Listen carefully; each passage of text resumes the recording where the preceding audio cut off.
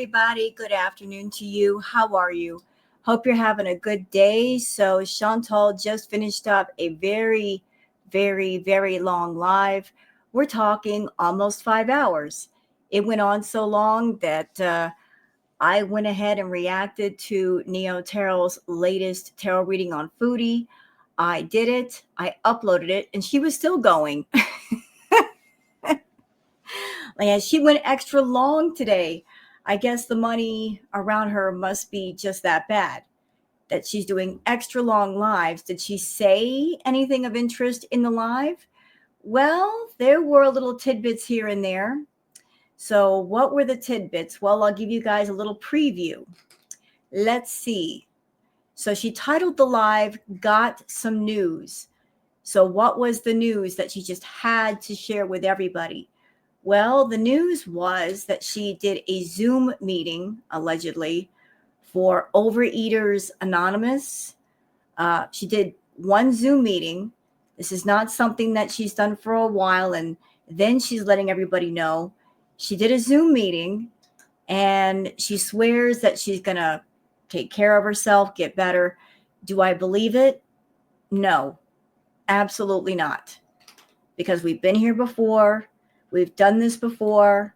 I did the retro react recently talking about the Chantal cycle. This is part of the Chantal cycle. I also feel that while she's in an environment where she has control of the money and no one can tell her no, that she's going to do what she wants to do. And what she wants to do is engage in harmful behaviors. And as long as she's on YouTube, where her content focuses around food, and she's attracted people in her audience that have a food fetish, and they prompt her to eat, and they pay her to eat, how can she possibly get over her food problem with all of that going on? Good news for those of you that like the longer reacts, this might be one of them. Obviously, I cannot cover every single second of Chantal's 5-hour live. I don't want to post an 8-hour react. That's entirely too much. But I did want to cover at least a portion of it. We'll skip ahead here and there if we have to. So we'll do the Twitter peeps, and then we'll get into her video live. And I hope that's okay.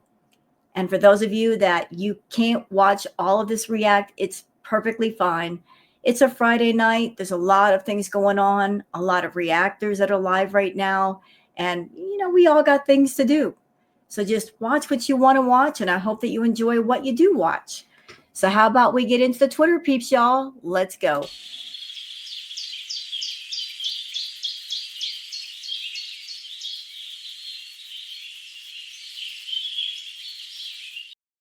All right, it's time for the part where I do the Twitter peeps. I show you stuff about Chantal, also some fun and pretty stuff that's not Chantal, to kind of make it more palatable to actually watch her. Because we need a little palate cleanser here and there, don't we? You need a little buffer for all of the toxicity that is Foodie Beauty. Let me just go ahead and pull up Twitter. All right, I got it all ready to go. And here we go. So for those of you that are on Twitter, that you'd like to follow me on Twitter, there's my handle, well, Girl Sarah.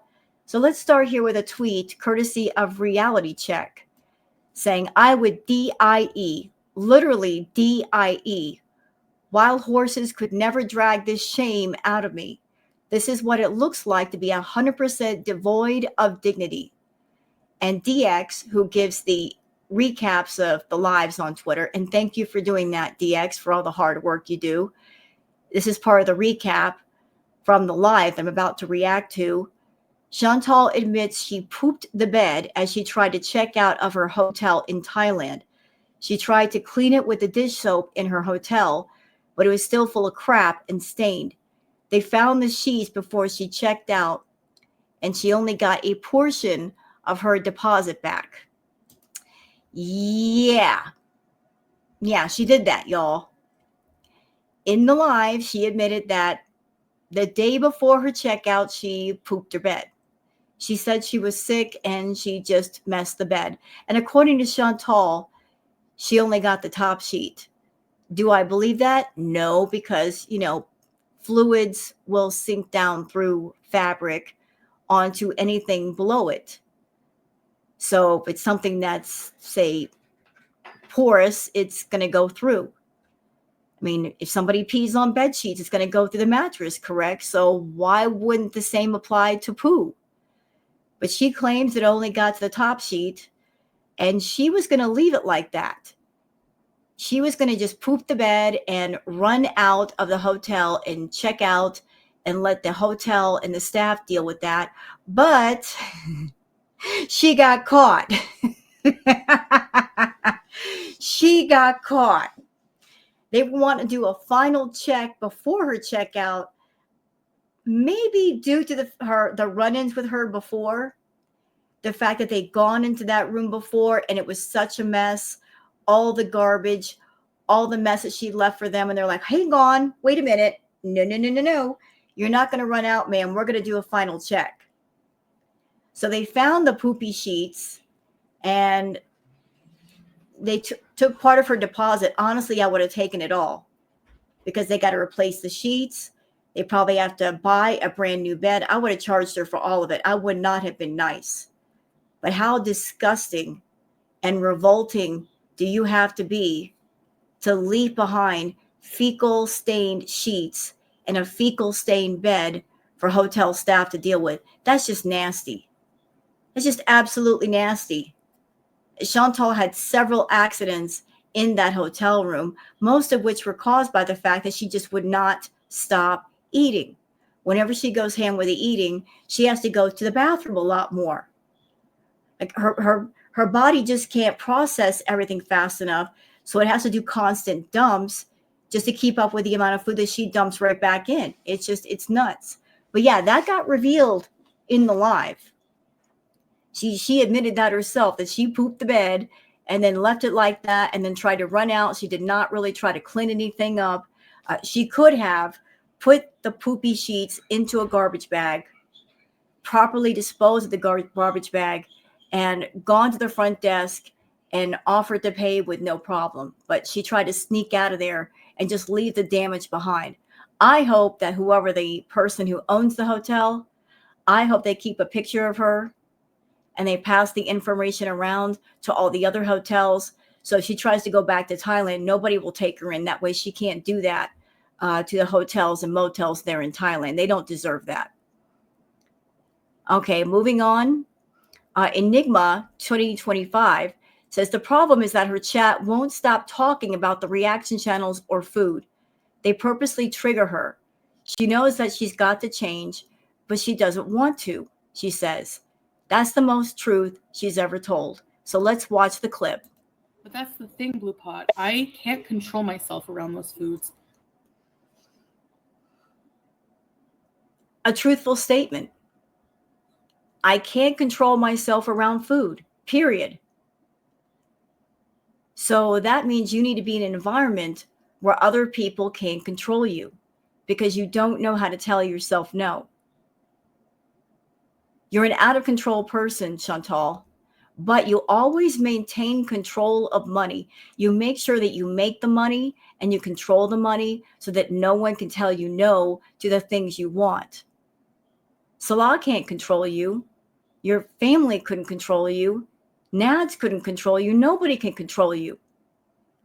If they try to control you, you're going to stop that argument real quick by pointing out, well, I'm the one that makes the money. You can't tell me no. Argument over. You can't control yourself and nobody else can control you. So how are you going to get a handle on things? I don't want to just have moderation when it comes to fast food. So if you don't want to have moderation when it comes to fast food, how are you going to get a grip on your addiction to fast food if you don't know how to moderate it? Please explain that to me. As someone that I've dealt with food addiction and BED, please explain that to me. How you expect to find some semblance of control if you don't want to moderate. Chantal, you're an extreme person. You have always been an extreme person. There's no middle ground for you. It's always way over the edge. with everything, with men, with food, with life. You like to chase the tail of the dragon, as they say. You're a thrill seeker. You're chasing crushes and rushes and highs, and you don't know how to do things in the middle of the road. So you try to tell us, the audience, the reactors, your subscribers, that there's a chance of you getting healthy.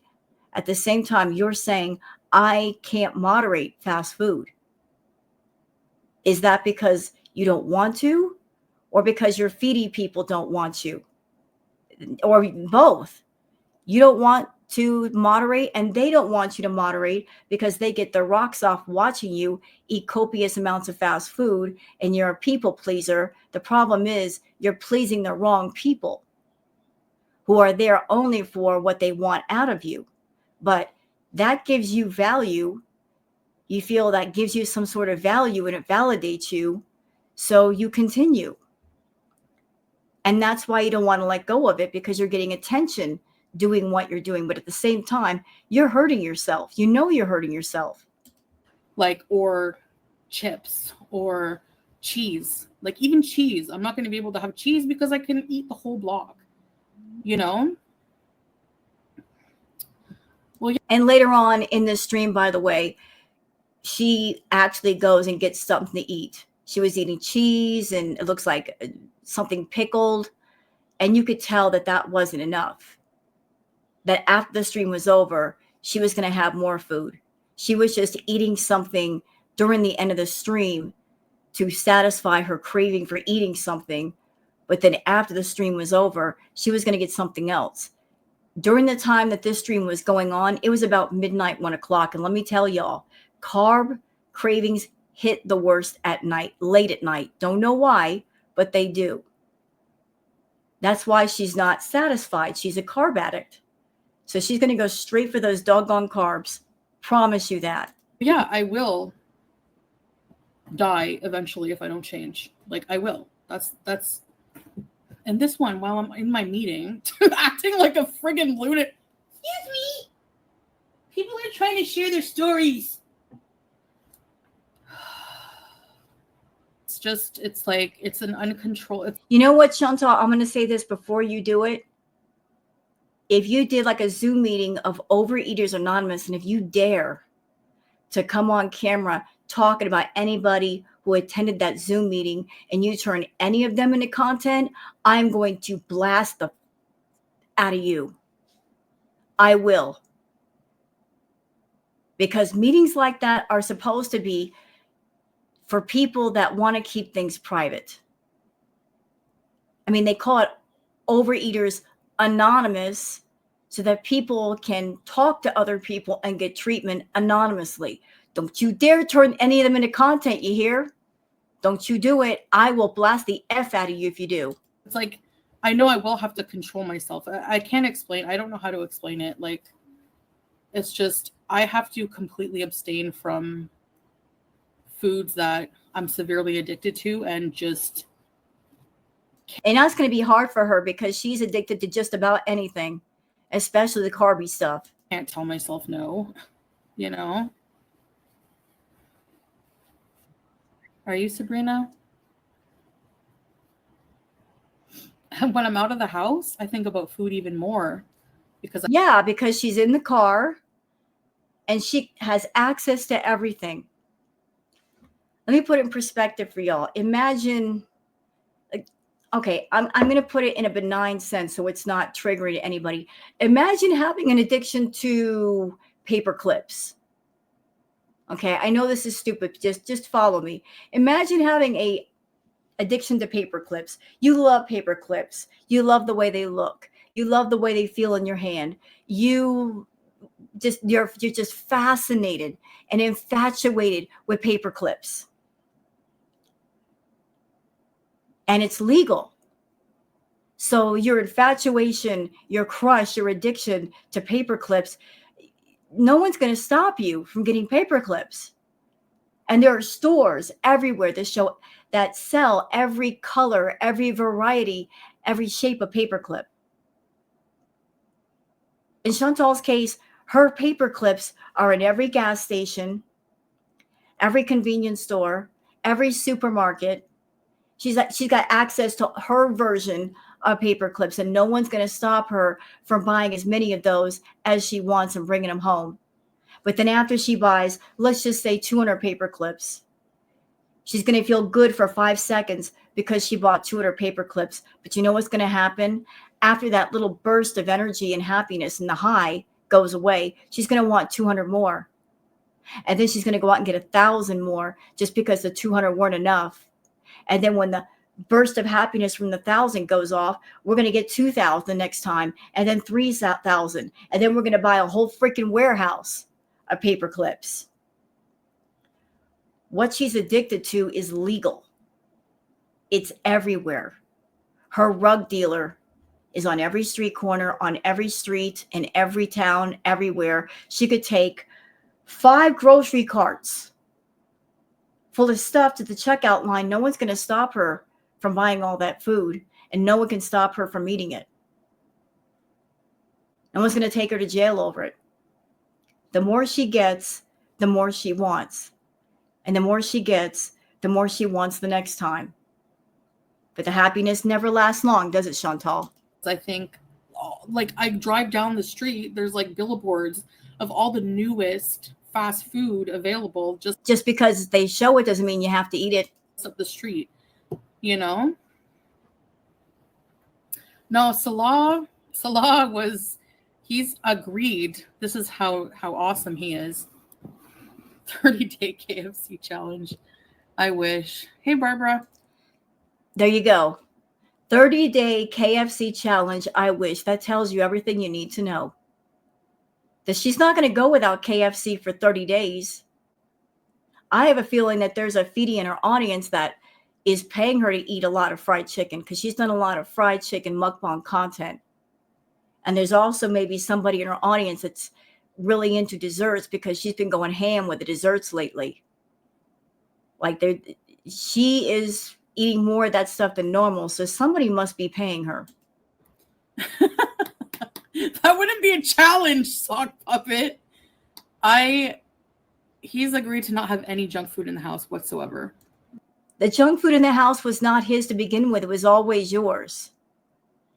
I see what she's doing. She's trying to kind of blame shift on Salah and say it's his fault. He brings fast food here. It's his fault that I've been triggered. No. She's been eating like this even before Kuwait. No chips, no chocolate. Just because that stuff is out of the house, which is a good thing. I told y'all about how I feel that if you're a food addict, the worst thing you can do is have your trigger foods somewhere where you can reach out and grab them. So having them out of the house is a good thing.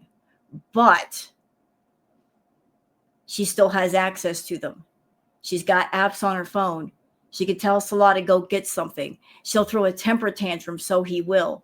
Or she can grab the keys and go get it herself and do unsafe driving again. And she knows this. That's why she's not panicking right now. That's why she's not worried, because having it out of the house means nothing. There's stuff outside the house to where she still has access to what she wants. I don't know. I don't know. I haven't started like the whole abstinence thing. I don't even know how I'm going to do it. You're not going to do it. And I'm not being a hateful beach saying that. You're not going to do it.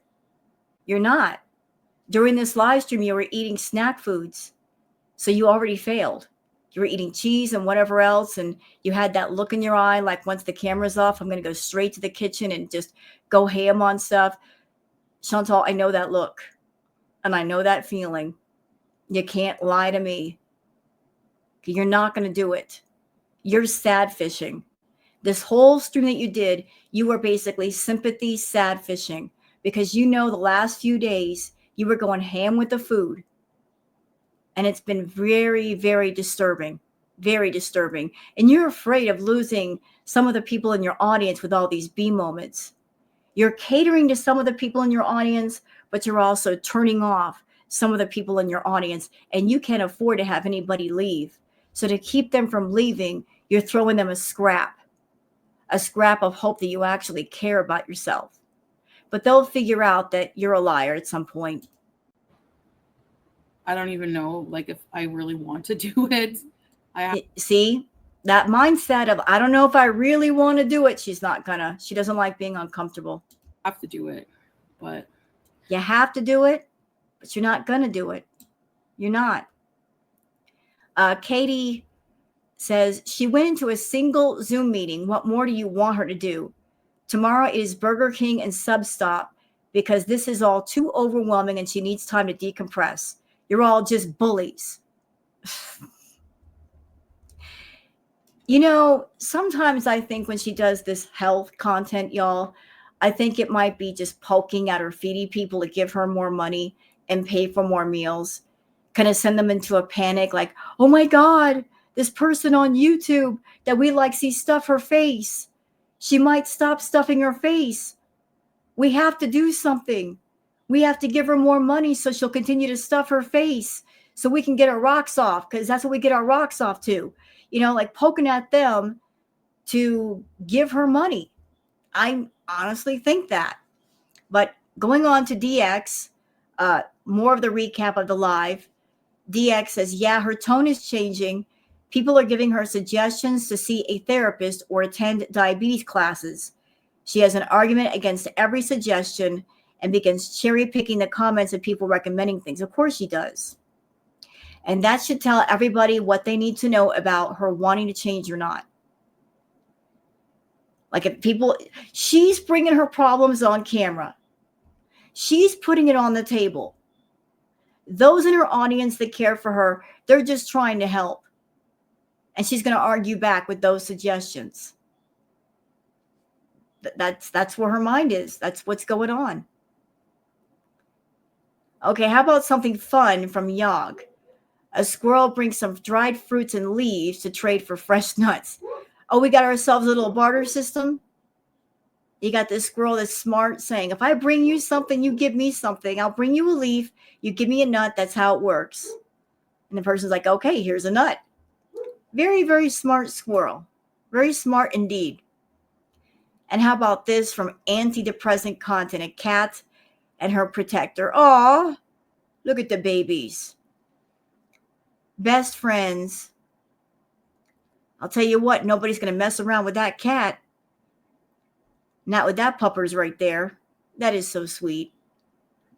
I hope they're not strays, or if they are strays, somebody adopts them. Okay, Don't Fence Me In says, Chantal claiming to join a virtual overeating anonymous group. 1, she will divulge info about the other people in this anonymous group within a week. 2, so she's willing to follow this overeaters group diet, but still refuses to go to diabetes classes. Okay, I'm telling you, she better not turn those people in that Zoom meeting into content. She better not. I will blast the ever-living F out of her if she does that. People do meetings like that because they feel they can talk in a safe space and kind of like let things out. And for someone like Chantal, if she turns them into YouTube content, I will be merciless. Absolutely freaking merciless with her. She has no idea. I will go full on nuclear with this woman if she dares to do that.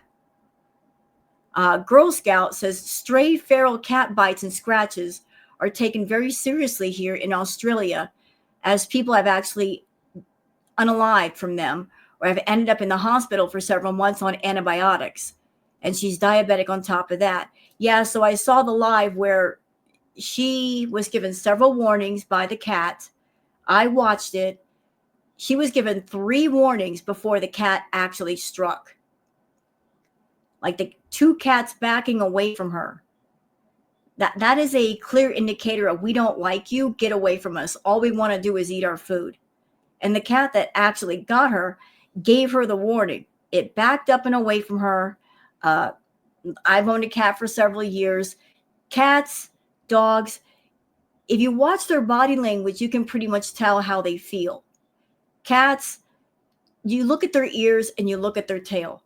When a cat's ears are, like this way, they're fine. But if they start to flatten like in the middle, something's up. And if their ears go completely back against the head, they're in attack mode.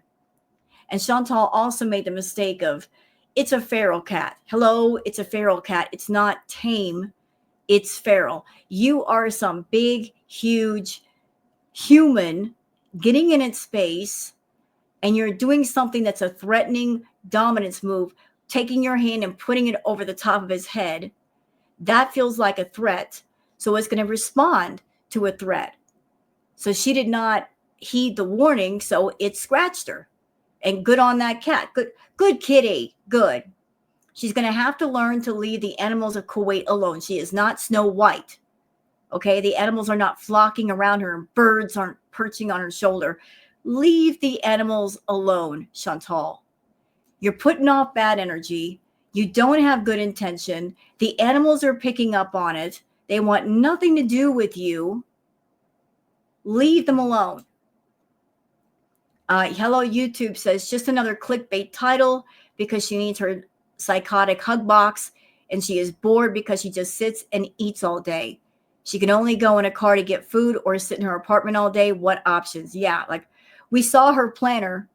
There was nothing going on her planner except her planning when she can eat and where she was going to eat. That should tell you everything you need to know about her day, how busy it is.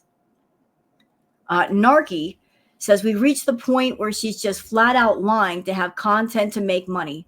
She's supposedly going to be joining in on some food addict anonymous Zoom meeting and following a strict diet and exercise. Off camera only, of course. Please don't give her views. I don't think she's going to stick with the meetings. And if she did, it would be to make the stories that she's hearing and the people that are telling me the content. I'm warning you, Chantal, don't you dare talk about those people. Don't do it. Incorrect, ma'am. Incorrect. I'm warning you, don't do it. You haven't seen me go full thermonuclear on you. I will if you do that.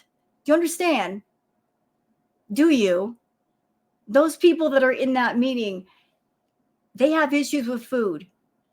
And maybe it took courage for them to reach out for help and be part of that Zoom meeting and not do something privately with a counselor. They are there for therapy. Don't turn them into content. I'm warning you, don't do it. Sorry, guys. I know the possibility of her turning them into content is high. And I'm just telling you, Chantal, I will flip out on you if you do it. Don't even. Okay, DX says she's talking about craving McDonald's and Salah is being annoying AF. Oh, God, he's going to play Crazy Frog. Ugh.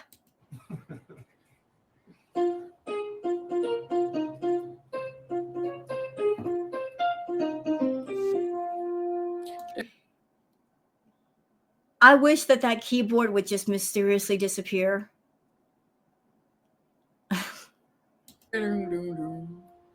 You have a crazy frog addiction. You have a crazy frog addiction. It's better than food addiction. Ooh! Oh! Snap! She asked him, do you have a crazy frog addiction? She was being snarky. That was her way of saying, do you have to play that song all the time, Salah? And he snapped on her and said, it's better than having a food addiction. Oh! Get her. Finish her. Yeah, that's true. Well, no. Food addiction will affect the body. The body, yeah. And mind and spirit. It's not hot, no. All right, so moving on. Let's see. DX says, Salah is so annoying, it's crazy. Horrendous content. Salah is claiming Chantal's eyes are green, which is insane. She's taking her makeup off and it's terrifying. Chantal asked the audience for an apology for saying Julia was not going to heal from surgery. Nah, you're not going to get an apology. No, ma'am. You're the reason why her healing took so long because you wouldn't put the cone on her. and care for her properly because she tore her stitches out. So you should be one making the apology. And as far as Chantal's eyes being green, that is such a lie. She uses the eye color filters, y'all.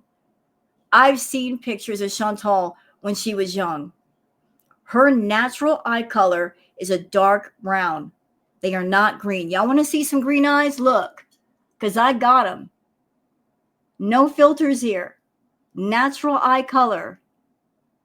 These are my natural eyes. Chantal, you mad? You mad? I got green eyes, sweetheart, for real. No filter. I don't know what it is with you changing your eye color, but no, Salah, her eyes are not green. They are brown. Dark chocolate brown. Understand? Dark brown. Considering what you're into, sir, you would like her eye color. But no, her eyes are not green. They are not amber. They're not silver. They are brown. Brown. Tell you what, Chantal, if your eyes are naturally green, challenge, take a picture of yourself with no filters. And I mean none. No filters. If your eyes are green, I'll issue an apology and say you're right. But I know you're wrong because I saw pictures of you when you were about, 13, 14 years old. You have really dark eyes, not green at all. Anyway, moving on. Tracy Lee says 100%. Ghost Crab says, I think Chantal's bad driving is due to her weight. She can hardly turn her head and she is like stuck between the seat and the steering wheel. And then you have the hijab that is riding up all the time and must be incredibly tight at this point. She's too big to drive safely. I actually agree with that. I reacted to that stream where her stomach is so large that the steering wheel is wedged into her stomach. She can hardly steer. You can hear the squeak when she tries to steer. Like, she's gotten into almost so many accidents. She even almost got into one the other day when she almost T-boned somebody. She can barely turn the steering wheel. She can barely turn her head. Her vision is bad, even in the daytime. She should not be driving, period. Tracy Lee says 100%. And I don't mean it because I don't like her. She's a huge safety issue. She admitted on stream to Salah she is blind and cannot see. We've seen her drive in the near accidents. She reads chats and is desperate to get to food most of the time. She is going to cause an accident soon. Right. It's not a matter of if, it's a matter of when. I've asked politely, Chantal, please don't drive. Please. For the safety of the people of Kuwait, don't drive. You are a very dangerous driver. You got all those issues with yourself that make it dangerous.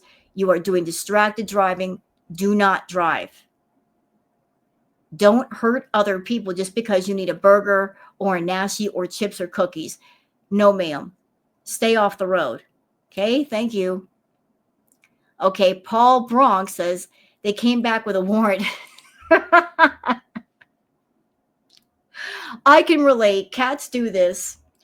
Booger does that to me. Like, I have clothes put up somewhere and she'll knock them off. And the cat's got a warrant. They're like, what are you searching for? Catnip? Sir? Sir, do you have a warrant to do that kind of search, sir?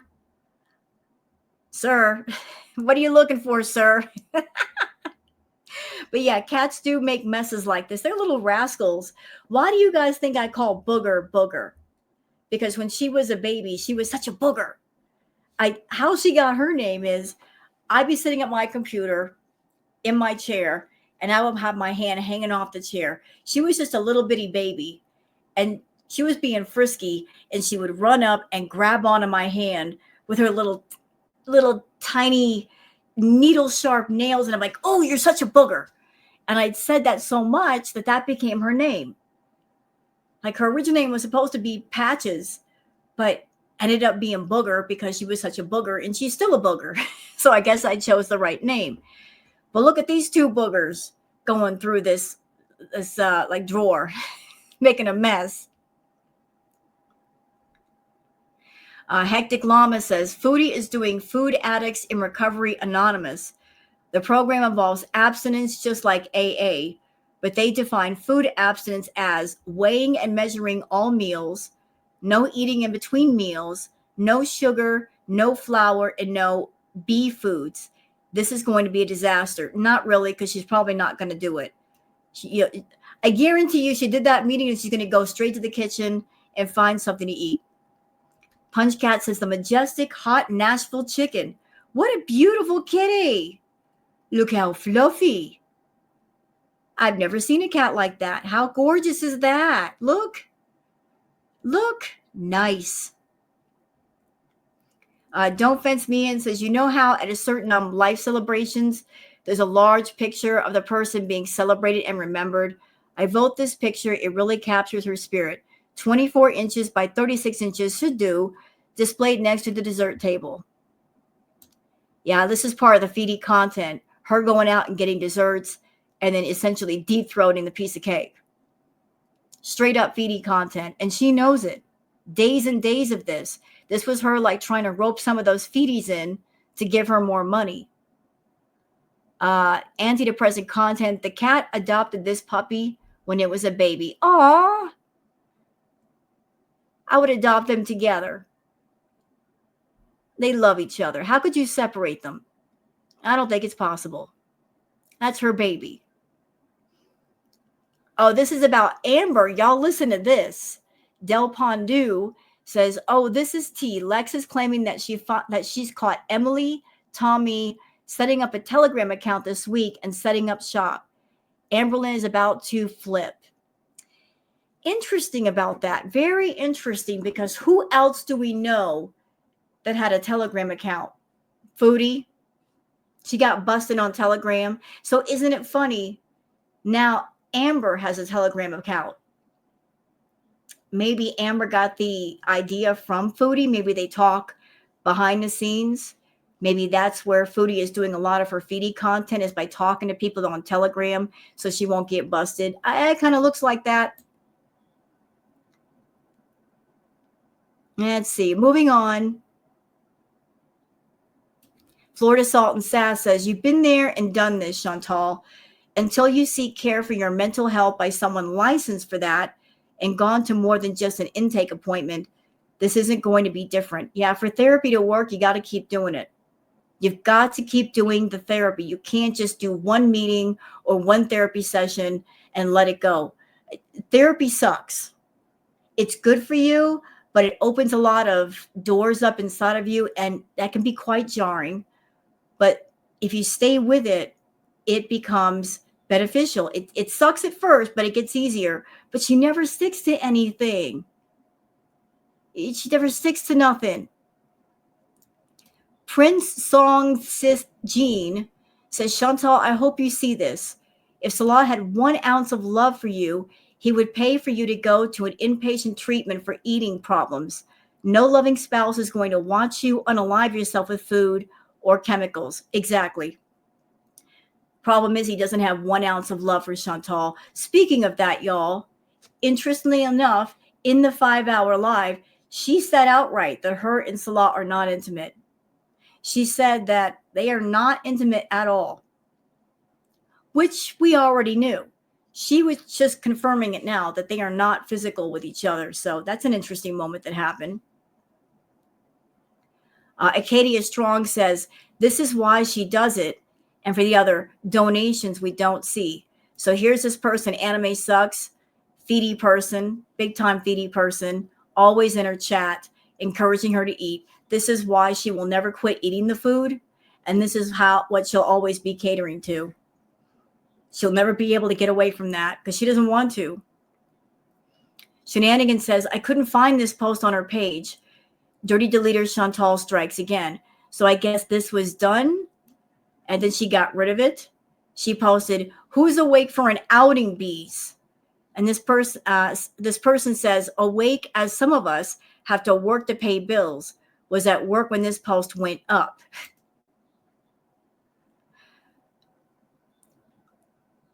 So this person is reminding her, yeah, some of us got jobs, Chantal. Some of us can't just sit home and bees when we want to. and she just got rid of it. Florida Salt and Sass says, ma'am, you've had a bad eating decade. Your haters are not your mental health downfall like you claimed them for. Your chat members who cheer on this foolishness are. They're clapping like circus seals at you, hurtling you to your end. Get a grip, get help. Yeah, she made this comment also. I had a bad eating day today. Hope to do better tomorrow. Chantal, the whole week has been bad. What are you talking about? What are you talking about? And can I just say this? Chantal has claimed she has BED. In my opinion, she does not. She doesn't, because there is planning involved with what she does. She talks to her Foodie people and they pay her to eat certain meals. So there's planning involved with that. You know, like she plans on what she's going to eat on camera. There's planning involved with turning on her camera and showcasing it to everybody. I had BED, and BED, you don't want people to see you eating, and you don't plan to eat certain meals for certain people. It just doesn't work like that. You can be a food addict, an extreme food addict. That is true. You can have a food addiction and not have BED. In my opinion, she doesn't have it, because people who have BED, there's a sense of shame and embarrassment with what you do. There's no like after anger, like, why did I do this? And why did I eat all this food? She's not reacting that way. She's proud of what she does. So Chantal, you can stop saying you have BED. I don't think you have it. You show the whole world what you do, and you plan what you do, and you have feeders to help you plan. It's all planned out. You don't have it, in my opinion. Okay, thank you. Narky says her December YouTube paycheck was small, so she's pushing out content and eating in a manic panic because the check is going to run out soon. We see you, cutie. Broke AF and worried because the freezer pita is gone. Oh noes. Better get back to Canada before Pete's money runs out. Well, I don't know if that's an option for her anymore. I'm sure she regrets leaving Canada. She should have stayed there, but she just had to control Salah and had to get back there. So she ran back there, and I'm sure she's had some regrets about that, but too late, little too late.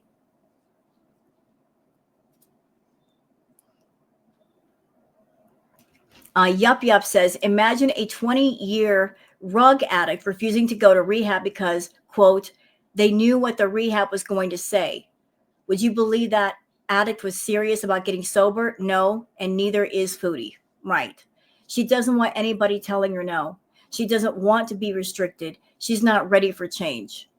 I've been watching Chantal for a long time, y'all, and I'm saying this from a place of like no hate. I haven't seen her struggle. I didn't see her struggle then. I'm not seeing her struggle now. I'm not seeing her fighting against it. I see her leaning into it. The food problem is how she got her spotlight. The spotlight matters to her. The attention and the money matter to her. And she doesn't want to give any of that up. I don't see the fight in her eyes to get away from this. I think she's going to continue until something happens. Interior Prawn said, point of view when your wedding tent stole the spotlight. Y'all look at this. This is stunning. Can you imagine getting married here? Look at the wedding tent. Wow. That's crazy. It looks like a giant rose. That's insane, but it's so gorgeous. I bet it took a long time to put together, though. Props to whoever was the patient in doing that, but that's fantastic. Absolutely fantastic. Wonder Mom says, Dear Amber and Foodie, I know we had this talk before, but let's do it again. Mental illness is not an excuse. Mental illness is no get out of jail free card. By choosing not to get help, you are fully responsible for your choices, so F all the way off. Indeed. You can't use mental illness or disorder as a get out of jail free card for everything. You just can't do it. If there's something wrong with you and you know there's something wrong with you, then it's up to you as the individual to fix it or reach out for help to people to get it fixed. She's not doing it. All right. And here's Salah trying to act like he's some big businessman. Reality Check says, didn't Chantal say years ago she had to fake knowing Excel to get that job as a medical secretary? Pretty sure she's just writing scripts for Salah to plug into her chat because busy entrepreneurs don't talk like this, right? So here's his comment saying, I will go to follow up on my business after Chantal comes back and get the car from her. In the meantime, I'm working on adding some names and numbers to the Excel sheet here relating to my business. He just had to throw that in and let us know what he's up to. That's the equivalent of him saying, I have to go purchase a yacht today and fill it full of poop. He's trying to act like a busy businessman. I have to go fill up my ledger, y'all. I have to go study up on Microsoft Outlook.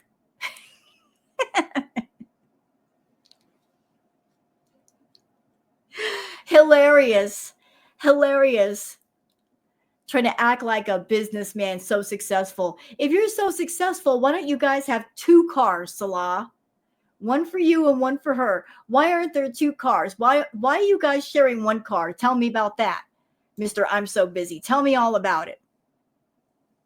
Malarkey Meter says, remember when she told us the doctor told her she shouldn't be eating in the car? Yeah. Deep fried cheese, fondant, chocolate cake, eclair, soda, fries, deep fried chicken sandwich for 2 to 3 people with a huge cup of sauce and enough health problems for a small village. Yeah, and that's her idea of a bad eating date. That's what she ate during that day. That's the mukbangs I'm not touching because I'm just not going down that road. And here's part of the reason why. Yeah, that's Foodie content. No, we're not. No.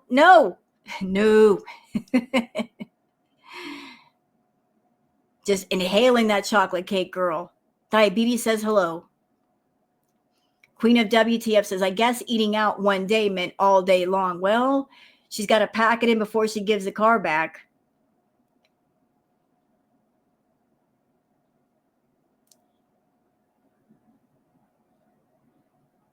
All right. Yup says, deny it all you want, Foodie, but it's clear you've been having B moments uncontrollably for the last 3 days while acting manic. Are you inebriated or in psychosis? I don't know, but y'all, this is some of the content I'm not reacting to. Look what she did. These are the ones I'm skipping. I'm skipping this crap. Skipping some of this crap. I'm not going to cover it. No, I'm not. Yup says, within the last 2 years, Foodie Beauty has had a minimum of 7 health scares. That's an average of almost 1 every 90 days. And Salah, along with her beezers, just continue to go along with whatever she does until they finally bury her. Yeah, she keeps having these health scares, but then she feels like she's untouchable and she goes right back to what she's doing, and then she gets worse because she thinks, oh, that wasn't that bad. And then she just continues.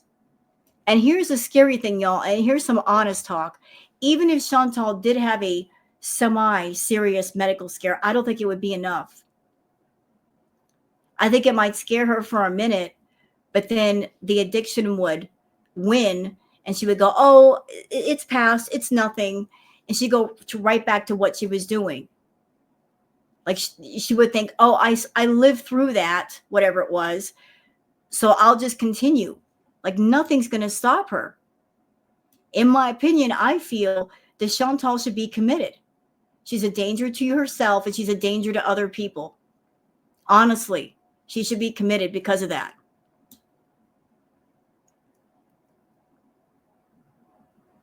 Let's see. You guys can see the pictures, what's going on here. Yeah. Good kitty. Okay, this is from Foodie Cutie Gamer. Yeah, this is the good kitty that taught Chantal a lesson. What do we tell you, Chantal? F around and find out. Well, you effed around and you found out that cat was not playing any games with you. Hectic Llama says Kuwait has announced new traffic penalties effective April 2025 that may affect someone we know. Up to 3 months in prison and minimum fine of 150 KD or $700 Canadian for driving inattentively, driving on the shoulder of the road, using a phone while driving. Did you hear that, Chantal? You better not be driving on the road all crazy. What? Shenanigans says, so Julia escaped her apartment and cat mom Chantal didn't notice for half an hour. Let's watch. For sure. Like, Julia escaped. Guys, if it's lagging for you, just come in and out. I didn't even see her. They're sneaky. How do you not notice the cat exiting the apartment? It's not like you're going in and out all the time. How do you not know? You barely leave the apartment. How did you not know she wasn't there? Were you purposely trying to let her out, Chantal? I opened the door to grab some groceries. She must have snuck past the grocery bags on the ground. No, she didn't. I have no idea how she did that. And Yeah, you do. then that was that, you know? About half an hour later, I hear, I open the door and she's there. You know, Chantal, you live in an apartment building. It's not like you live in a house or ground floor of an apartment. If she gets out, where is she going to go? She's in an apartment building. So if she got out of the door, where is she going to go? That should be an easy find. So they like to venture out. No, you want her to venture out because you're just, never mind. I'm going to get in trouble if I say what I'm thinking right now. Okay, how about something positive from Interior Prawn? So this person got a free dresser and decided, you know what? I'm going to just fix this up and sell it. They got a free dresser and look, they're refinishing it, doing all kinds of cool stuff with it. Really fixing it up, really nice. And I've heard of people making money this way, just getting free furniture and cleaning it up and fixing it up and then turning around and flipping it. So this free dresser this person got, that was before, and this is after. And they sold that for $550. Amazing. Well done. Well done.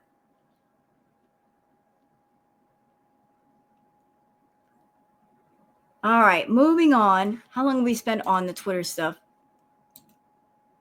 So we're almost at an hour. Just a little bit more, and then we'll get into Chantal stuff. Okay, Florida Salt and Sass says she's lucky that the other guy that was driving near her was paying attention. She lane drifted and he honked, and her reply was, sorry, but I was looking for something. Like that totally excuses her not paying attention while live streaming and yet, again, almost causing an accident. Yeah, she went into the other guy's lane and she wouldn't let anybody over. That's why he's looking over at her. Like, what are you doing? You're in the wrong lane. What are you doing here? Chantal, please don't drive. Okay? Just don't. Don't do it. Antidepressant content, cats and the snowfall. Cats love snow. These babies are enjoying the snow. Look at them. They're just having a good time. Catching the snowflakes. Oh. All right. Moving along.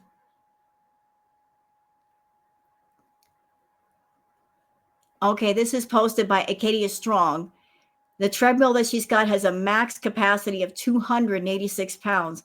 And in my opinion, Chantal is over 550. So she's way over the weight limit. There's no way she's 286 pounds. There's no way that she's 350. There's no wonder she can't use the treadmill. Like, it's not built for her weight. There are treadmills that are built for her weight, but they're rather expensive. You got to get the really big, rugged ones in order for that to work.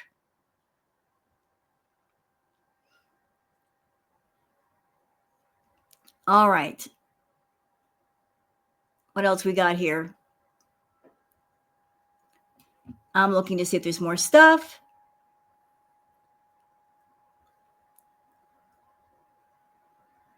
Okay, you know what? We'll just cut it off here. That's a lot of Twitter stuff.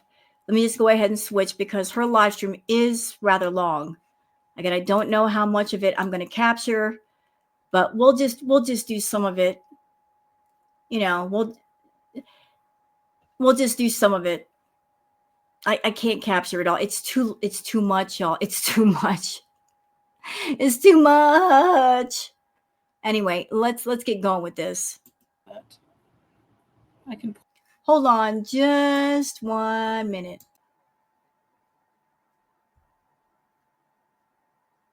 Okay, let's continue. I just had to stop and fill up my water glass because I wanted to get some water.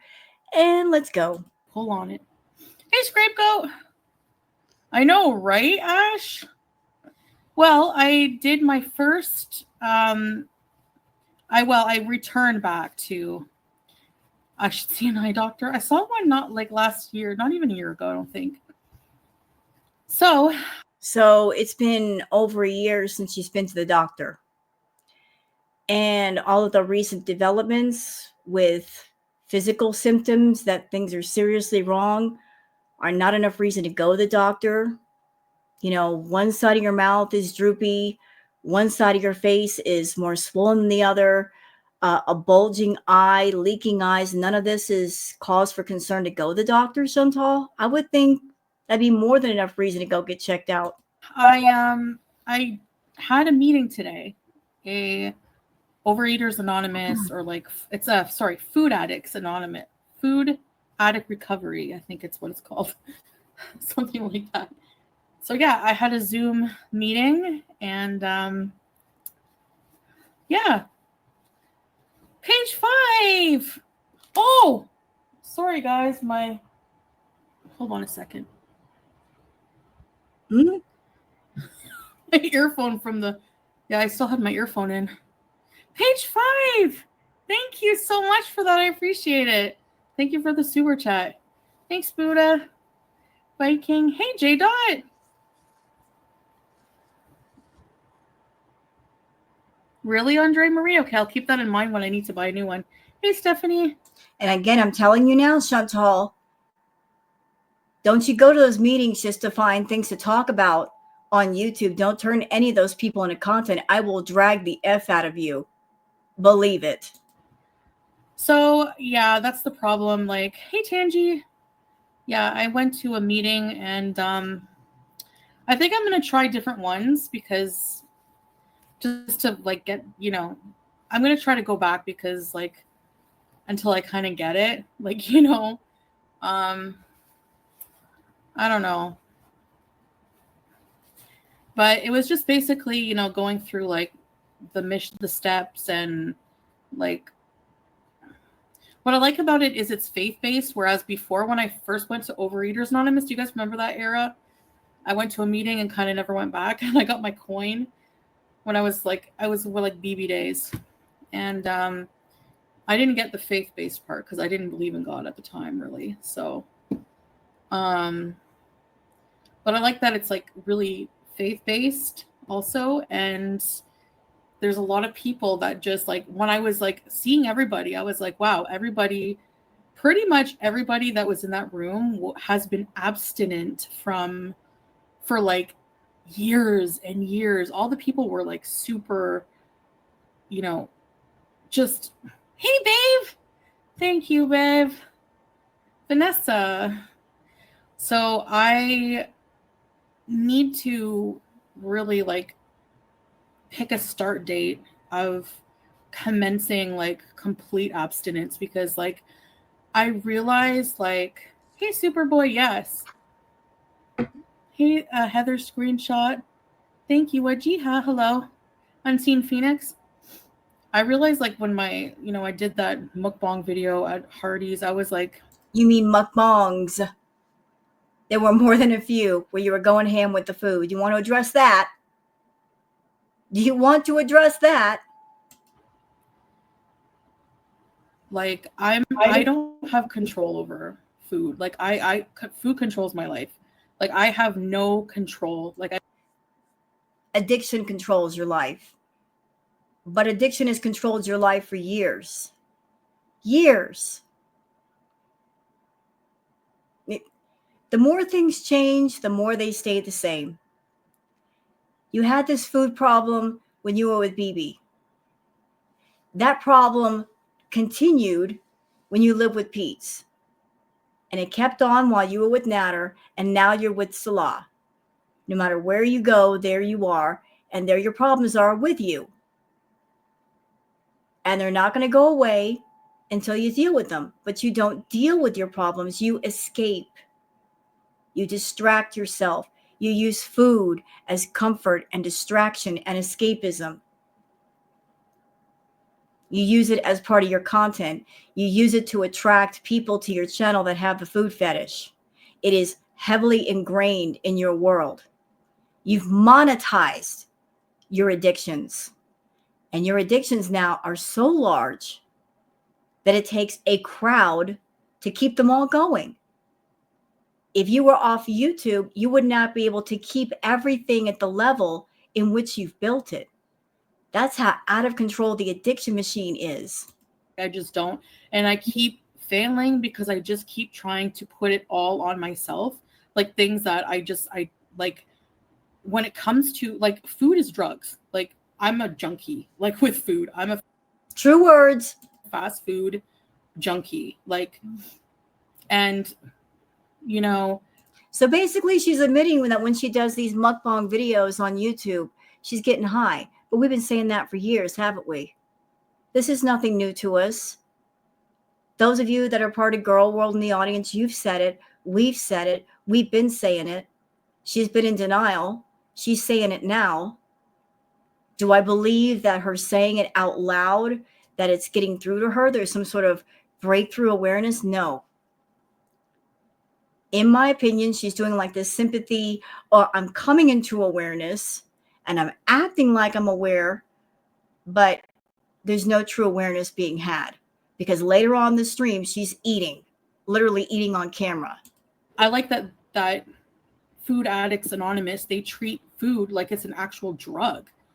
You know? Well, anything in life can be an addiction or an obsession. Anything. You can get obsessed over something that's not food or not an illegal substance, and it could take over your life. It can ruin your life. You can have, let's just say, an obsession over vintage cars and spend all of your money on vintage cars and fixing them up and owning them all, and that will wreck and ruin you as much as an illegal substance.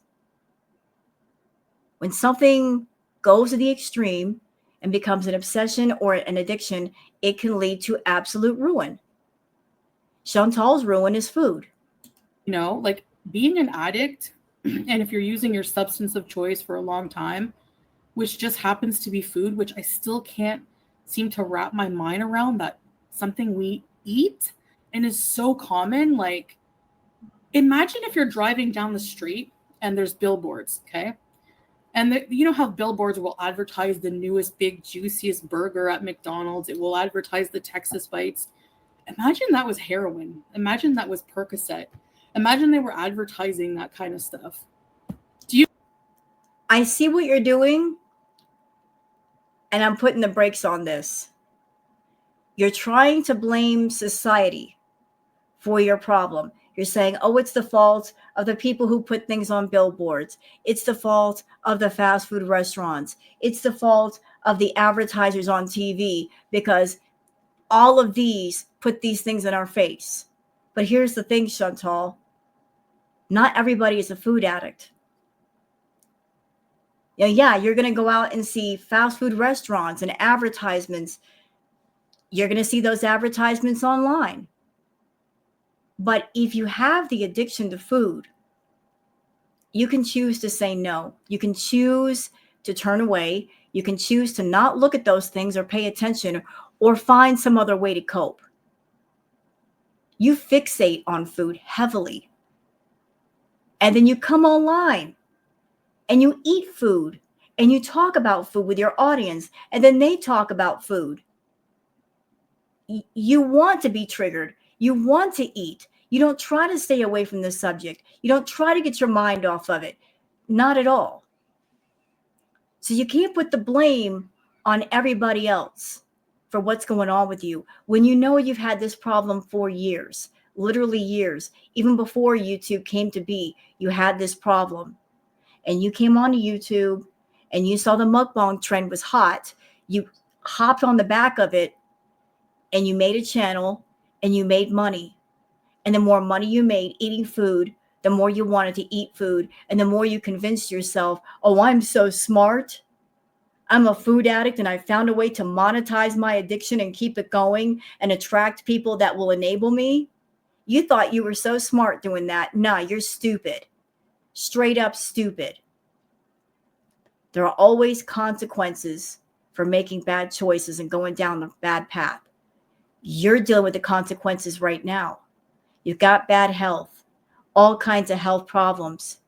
Some of those problems are now physical and outside, and we can see them. The wonky, bulging eye, the leaking eyes, the bad teeth problems. It's coming to the surface. It is on the surface. And yet you're not fixing them. You get what I mean? It's like, it's food. It's effing food.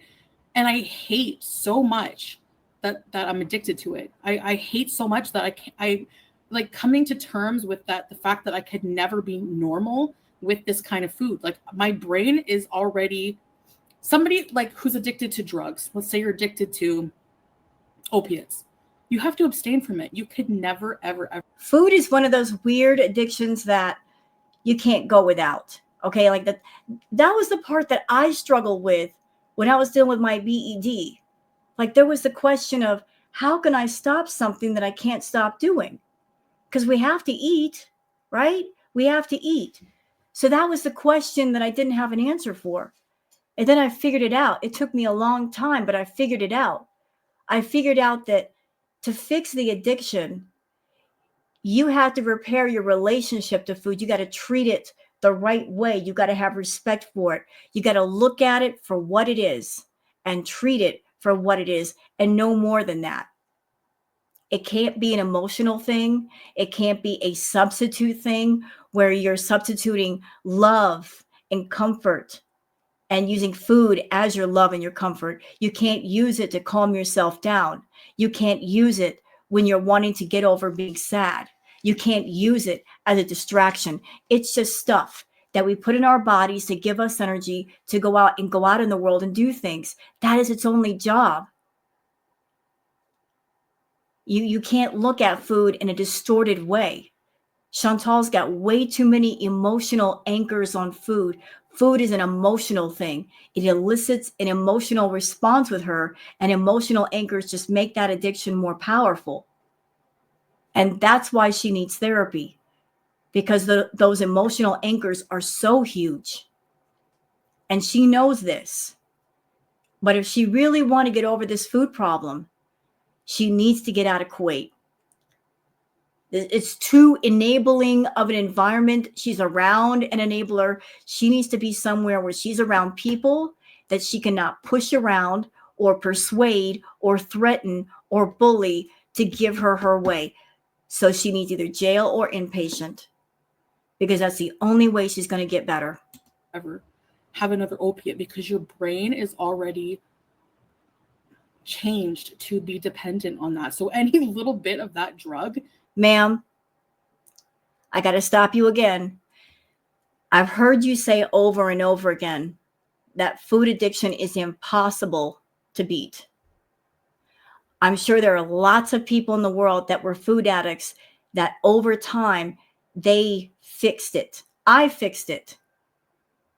I did. It took 6 years, but I fixed it. So if I could go through it and I could turn things around, why can't you? And what about the other people in the world that have been through it? They got over it. Why can't you? Don't come to your audience and say, this is an impossible problem. With no solution, there is a solution. You just don't want to hear the solution. You don't want to hear, Chantal, You got to go without the fast food. Chantal, you got to eat healthier. You got to take care of yourself. Those are the hard things. You don't want to do the hard thing. You want something to be easy. You want to be quick. You want to be immediate. That's not how this works. It took you years to build up your food addiction. It's going to take a while to undo it. And it's only going to happen with therapy, intense therapy. You need to be around someone that you can talk to. They know how to deal with someone like you, someone that you can talk to off camera and just be honest with, but you're never going to do it because you don't know what it is to be honest. And you're screwed. Like, you know? And it's like, that's how it is with me with food. At least healthy food? No, of course not, right? But I don't really like healthy food doesn't make me happy, you know? Yeah, healthy food doesn't make her happy. Why doesn't it make her happy, y'all? Because healthy food is lacking the additives, the preservatives, the sugar that gives her the high. Healthy foods won't trigger that dopamine rush that she's looking for.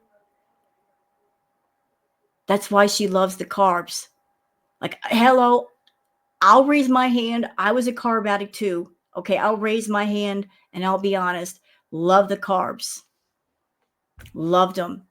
And the carb cravings are always the worst at night. Don't ask me why, but they are.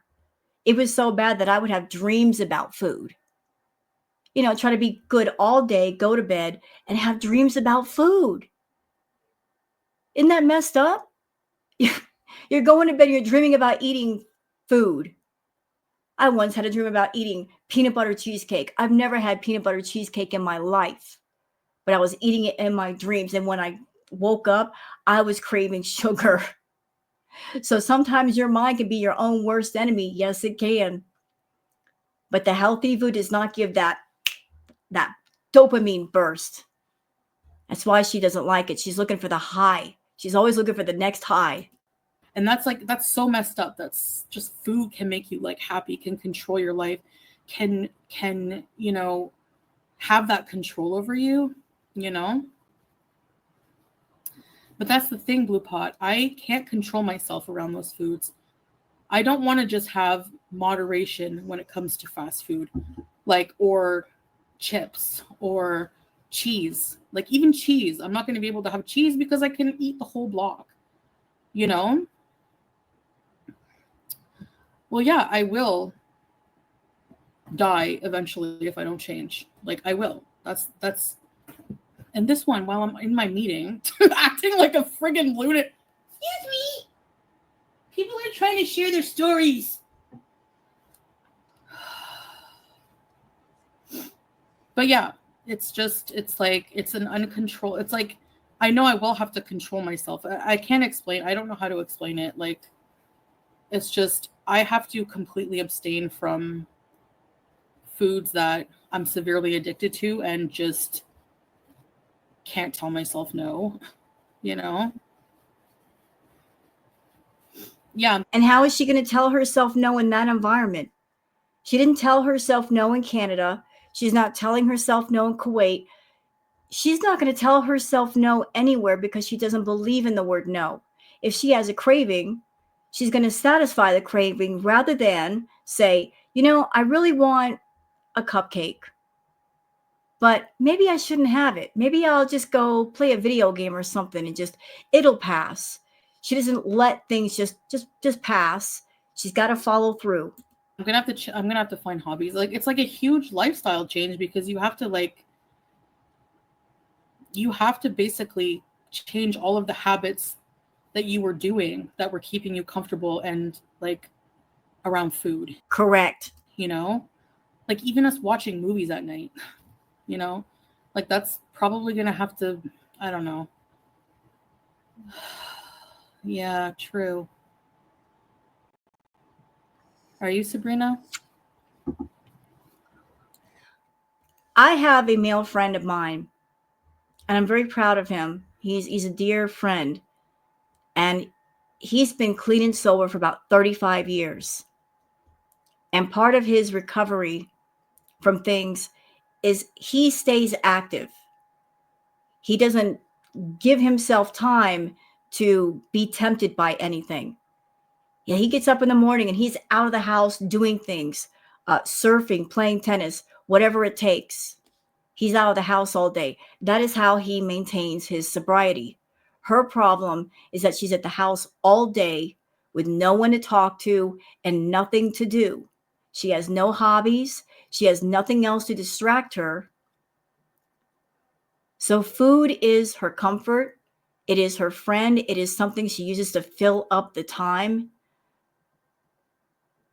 And she's not asking the question of herself, what else is there in the world that could give me happiness? Where else can I find the happy beyond food? She's not asking the question, nor does she want the answer. When I'm out of the house, I think about food even more. Yeah, because you're alone and you're driving where? To the bakeries, to the fast food places. You're not just taking a drive and getting your mind off food. You pass by a fast food joint, you pass by a bakery, you want to stop. And most of the time you're live streaming, because that's your content. So people in your audience start talking about food and you think automatically, well, they're talking about food. I have to go get food. No, you don't. You really, really don't. This is your channel. You can do what you want. You can choose to give non-food content. But your mind is focused on food and you just can't say no. I said, when you got those card keys and you were driving around alone, that your B moments were going to increase. Ta-da! Here we are. It just got worse. Was I wrong? No.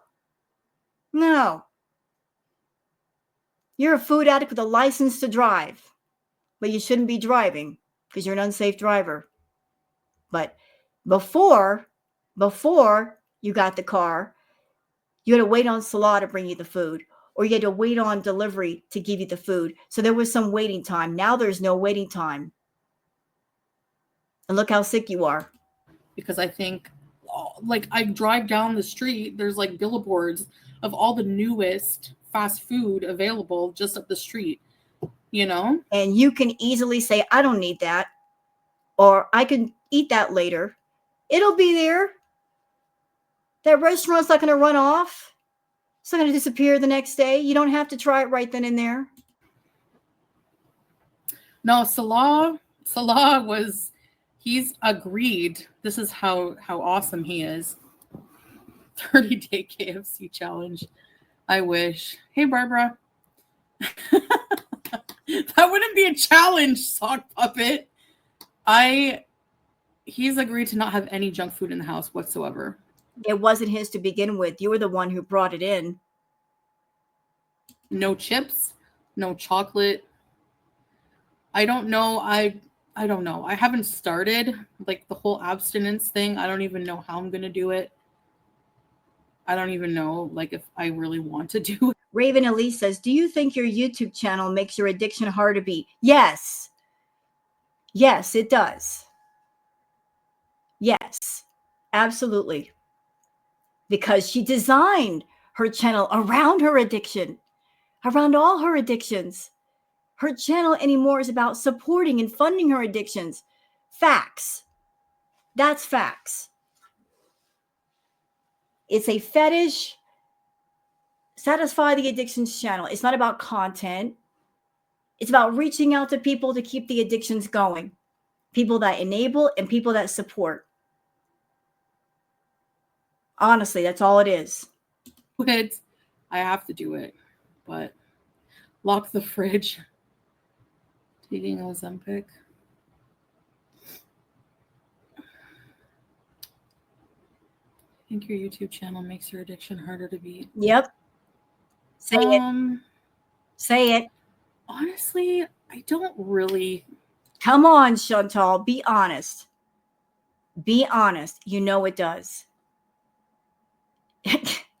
How can you have a channel where you're featuring food content and you eating food, and that's going to fixate you further on food, and the people in the audience talk about food, and that makes you fixate even further on food and say it doesn't make it harder?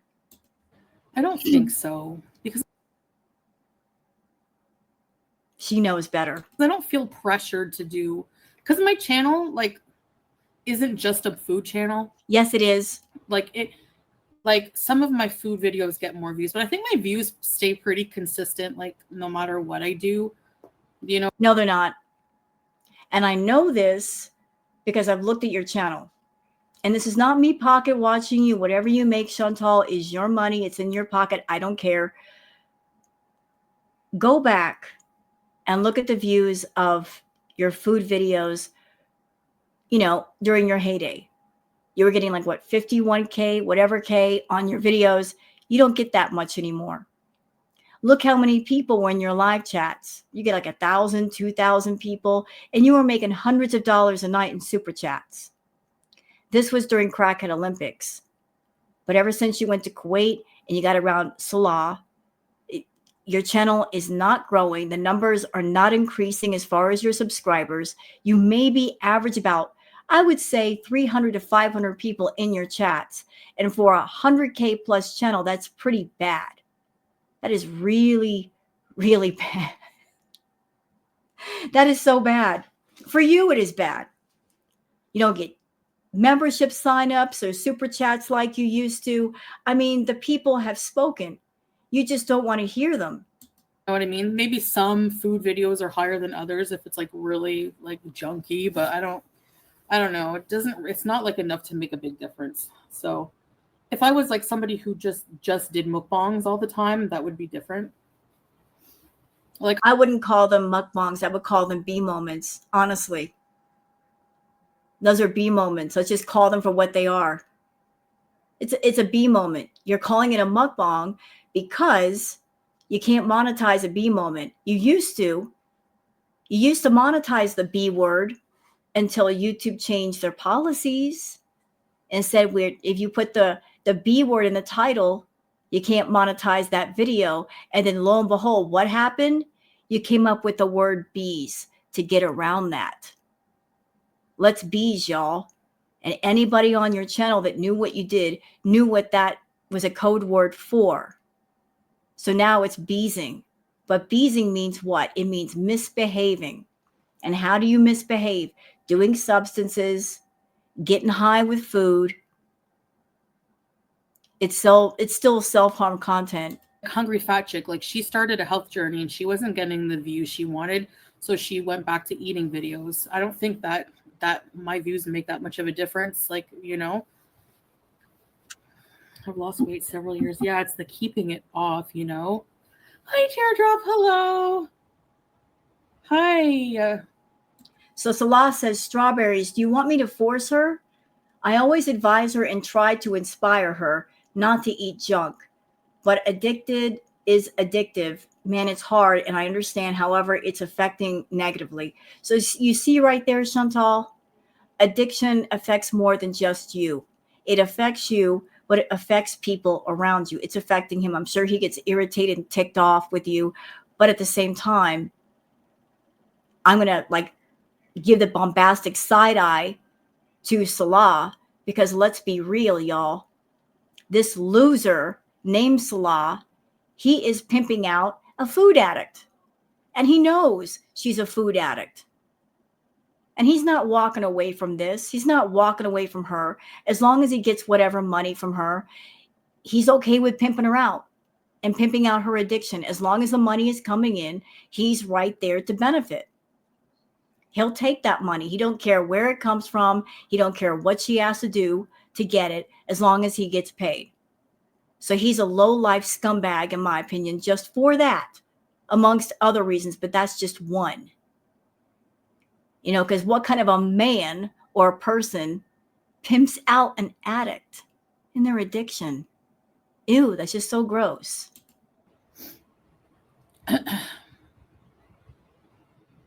YouTube it can be good for accountability too, but yeah, it's also not a place you want to be vulnerable sometimes. You want me to force her? I always advise her and try to inspire her not to eat junk food. Yeah, it's not fair to put that on Salah at all. I will agree with her. It's not fair to put it on Salah. He's an enabler. Yes. People have mentioned that he's a feedie. I disagree. I don't think he is a feedie. He's an enabler, yes, but not a feedie. He is not into the food fetish thing. It doesn't excite him. It doesn't arouse him. It doesn't make him happy. He gets irritated with her needing food all the time. He's very ashamed and embarrassed of it. But this issue with Chantal, it's over her head and it's over his head. There's nothing he can do beyond walk away. He can't force her to stop. He can't make her stop. If he tries to deny her food, she will throw a temper tantrum until she gets what she wants. He can't do anything beyond walk away, which is what he should be doing, but not. You know, he really does try to persuade me to have the healthier food. Like, yeah, and you know what? Let's talk about that. If he's persuading you to not eat so much food, Chantal, it might be because you're the cash cow and he's getting the milk from you, and he might be looking at you and worried about you passing away. And if you pass away, then the milk stops flowing. So if he can't stop you, he's trying to slow you down just to make sure he gets a few extra paychecks. So his motivations for trying to stop you or slow you down might be for that reason, not because he honestly cares, or because he sees you and you're almost 600 pounds and you're close to being bedbound, and he doesn't want to be the one to take care of you when you're bedbound. Not that he could, because he's not a medical professional. See, that's something that you aren't thinking about. That if you become bedbound, he will not be able to take care of you, ma'am. No, ma'am, he will not. He doesn't have the medical training. He is not a licensed RN. He's not certified nor trained to deal with super morbidly obese patients at home. And you're not thinking about all that's required for home care, like a special expensive bed that can take all of your weight, a lifting bar, a special wheelchair. You're going to need at least 3 or 4 people to come in and care for you round the clock, to bathe you, to help you change clothes, to help you to the bathroom, to check for bed sores and lesions and infections and make sure that nothing goes septic. You're going to need people like that. Do you have enough money saved for all that crap? I bet you don't. I bet you don't. So if you have any plans in your head of forcing Kuwait to keep you there by making yourself bedbound, better forget about it, because they will get you out of there one way or the other. If that happens, you will not be a burden on their system. They will find a way to get you back to Canada. Stat. And if you're thinking that if you become bedbound, you're going to force Salah to be with you, better forget that too. He will run before he signs up to be a full-time nurse to you. Like this plan that you have of being bedbound and sealing, it's a bad plan.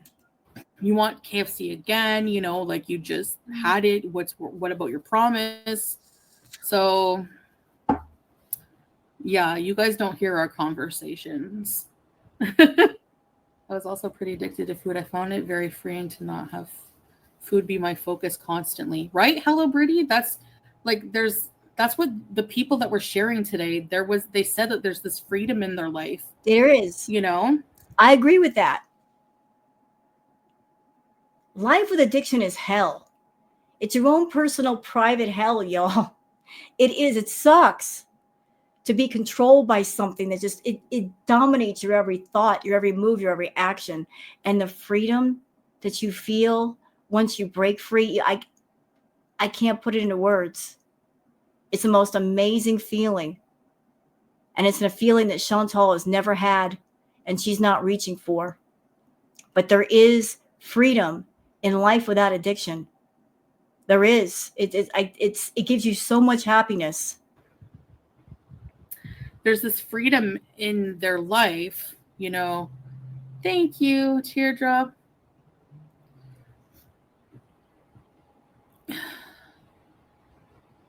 That they're not. You know what, Chantal? If you want to convince me that you are making a change in your world and your life and you're done with this food addiction stuff, then you tell your feeders to F off. You get on live stream and you tell them to F off. And anybody talking about food, just say, hey, nobody talking about food today. Don't want to hear it. Then I'll applaud you for that. Not for the other stuff you've done, but I'll applaud you for that. But until that happens, you're still going to stick with it. You know, that they don't have that in their life anymore. Basically, I guess that would be kind of food noise. I don't know. But so I see people in the chat. Some of them are suggesting Ozempic for her. Y'all, Beezers, listen, she did that already. A while ago, she did it. I think this when she had an insurance plan and they were helping to pay for the Ozempic because Ozempic is expensive. She came on live stream and just showed herself using the Ozempic. She tried it. She didn't like it. Just because the Ozempic, it does what it does, but it's no cure for food addiction. Do you understand? Food addiction is up here. No shot's going to fix that. You got to fix your thoughts. You got to fix your mind, your mental state in order for everything else beyond the mind to work. She wasn't doing the therapy or nothing. She was just taking the shot, and she stopped taking it because she was still wanting to have those B moments, and then she would feel nauseous because you can't do that on Ozempic. She didn't like something stopping her from eating what she wanted to eat, so she stopped taking it. So the Ozempic is off the table. Hello, Jamie Lee. Hey, Angela. Hi, everybody, by the way. I've been on Ozempic before. Yeah. Not even. And failed. And that can quell my beast inside of me. No. The only thing that worked was the Coca-Cola. That stuff. She lost a little bit of weight with that, and then she gained it all back. But that was the only time in the 8 years that I watched Chantal that she honestly lost weight. But she did it in a very toxic way.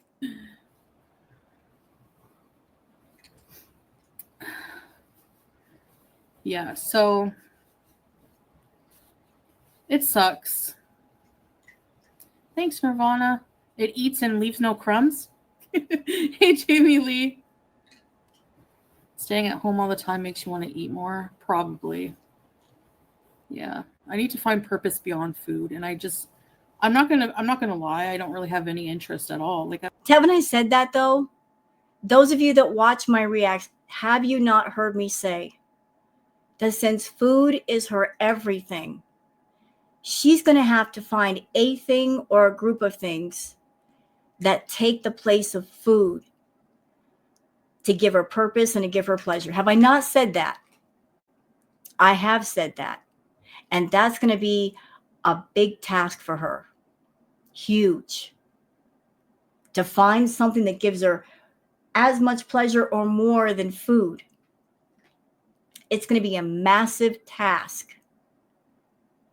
But she doesn't even know where to start. She's not trying to look. Like food has been her all thing for years. Like it's been like a familiar habit that she does. Her all-purpose everything. So what's going to take the place of food, Chantal? I mean, there's all kinds of things out there to fill up your time. But I don't know if you're going to do it, though. I feel like I really just want to not. I don't know.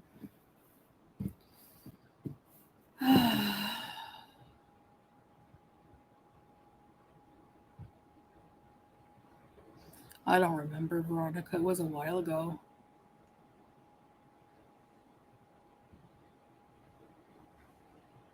You would always guilt trip your husband into getting what? Yeah, Tiffany, exactly. Yeah, you do. Yeah. That's why he can't say no to her. As soon as she says, it's my money, I'll buy what I want, argument over. How can he stop her at that point? It's her money. Manipulative tactics. Yep. I do take vitamins. I take vitamin D, then I take like a multivitamin. Stock up on veggies and fruit. That's what's going to be the initial really hard part, you know? Is the fruit is going to be a slippery slope, though, y'all. Because that's a slippery slope. I recognize she needs some sugar, but that could be a slippery slope. Because if you start off, let's just say you have a sweet craving and you eat the strawberries, which are sweet, or a banana, which is sweet. that might progress to, I want something else that's sweet. And then you go into eating other stuff that's sweet. Strawberries, fruit, it's not going to give her the same high. If she's craving more than just sugar, if she's looking for that dopamine, if the addiction monster in her head is saying, we want dopamine, the fruit's not going to do it. Is switching from so much processed food to healthy food.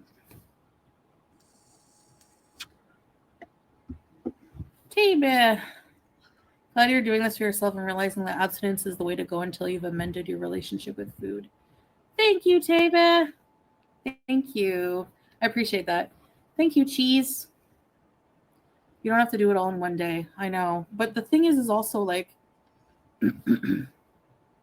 this food, like somebody else was talking and it really made me think of that. Like you have to, the hardest part is you have to completely remove yourself from a toxic food society. Like where eating toxic foods is encouraged. It's everywhere. Oh, here we go. You're blaming society again. Don't do it. Don't do it. And while we're here, Chantal, you know what I'm noticing about the chat?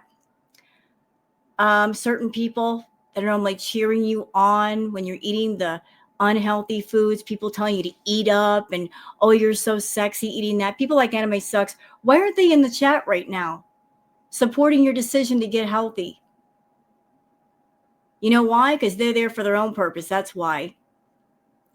All the food fetish people are going to be throwing tomatoes and booing this decision because they want what they want and they want you to give it to them, even if it's at the detriment of your health.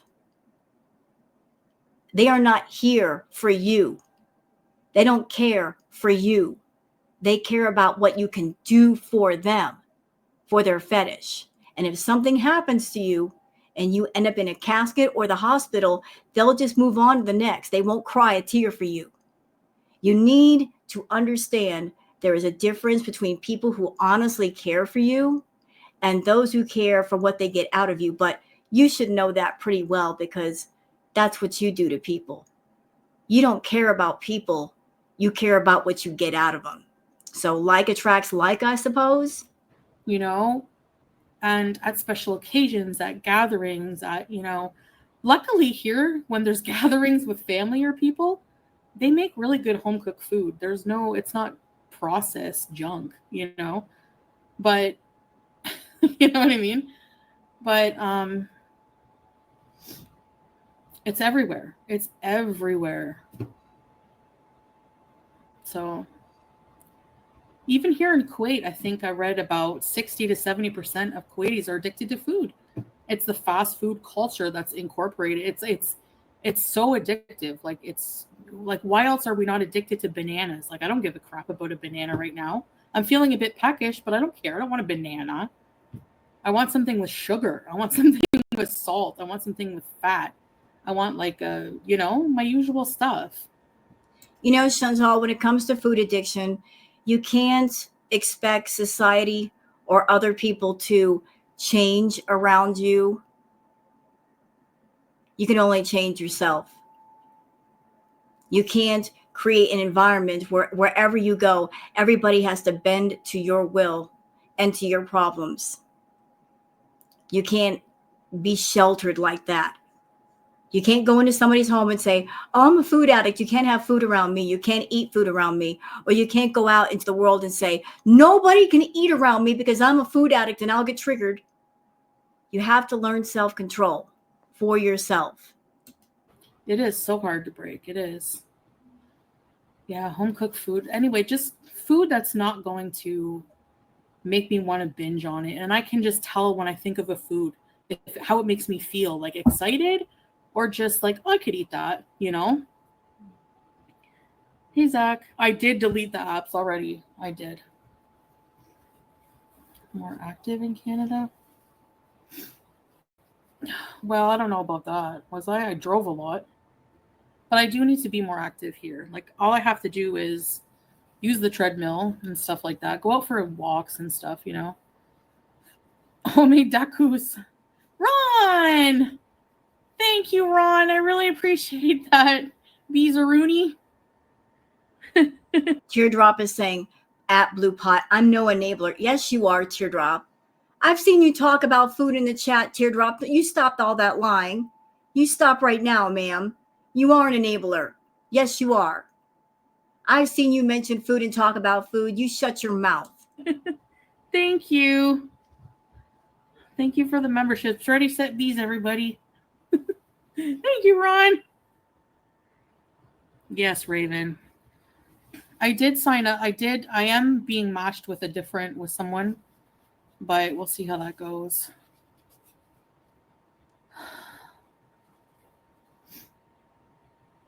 Thank you so much, Ron. Who got the membership? So Baked Korean, it says, OMG, for the love of blank.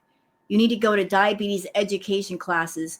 She should. She's not going to, because they're going to tell her things she doesn't want to hear and she's not ready to hear. They're going to tell her you can't eat certain things and you can't go ham with the food. She doesn't want to hear it. Chips. Think of the McDonald's birthday parties or the Happy Meals. Yes. The food, like the happiness with this kind of food is like ingrained from an early age. You're right. No. You.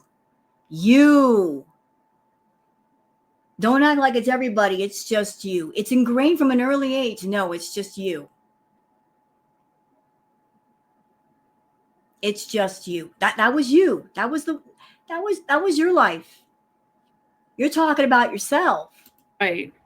And it's used as rewards. No. You. But there you go, blame shifting again.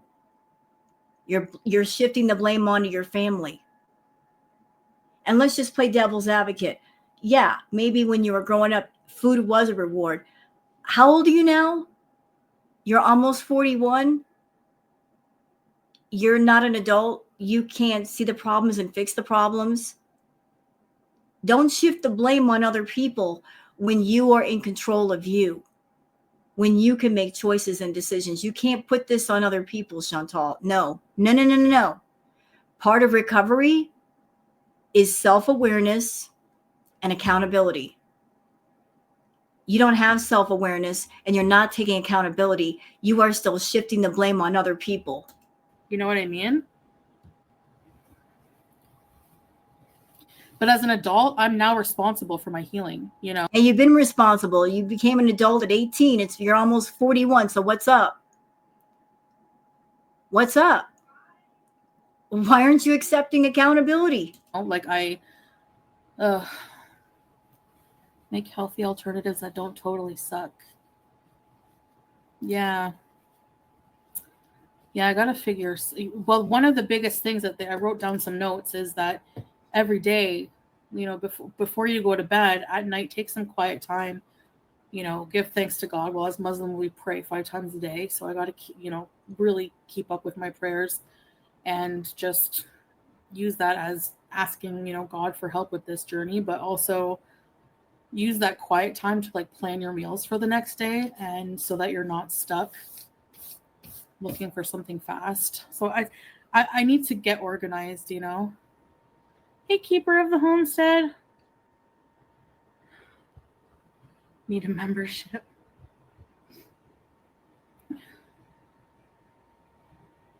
No, you don't. Okay, Blue Pot, if you're going to start being negative and blaming people who are supportive of me just because they don't involve themselves in my life, what I should eat, I'm just going to block you. Hey, wee penguins. It's Ramel 104. Diabetes classes. Yeah, I might do that. Like, I can't this weekend, but I might next week look into it. I might have to get a new. How long have we been talking about these diabetes classes? A while. Have they happened yet? No. I don't want any negative, like people attacking like the people that I care about in my chat. I just don't want it. Thank you, Superboy. Hey, Becca. Thank you. Hey, Miss Chad. No, it will be. It will be classes outside. I don't know. I have to look into it. Hey, Ron, thank you so much. Thank you, Ron. I really appreciate it. Thank you so much.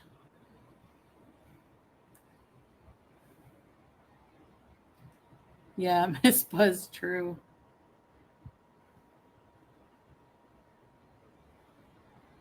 She's not the only one, Blue Pot. She minds her business. Like what? Like she's not responsible for what I put in my mouth. Why don't you get that? Ooh, she's getting testy. Like I don't understand why you don't get that.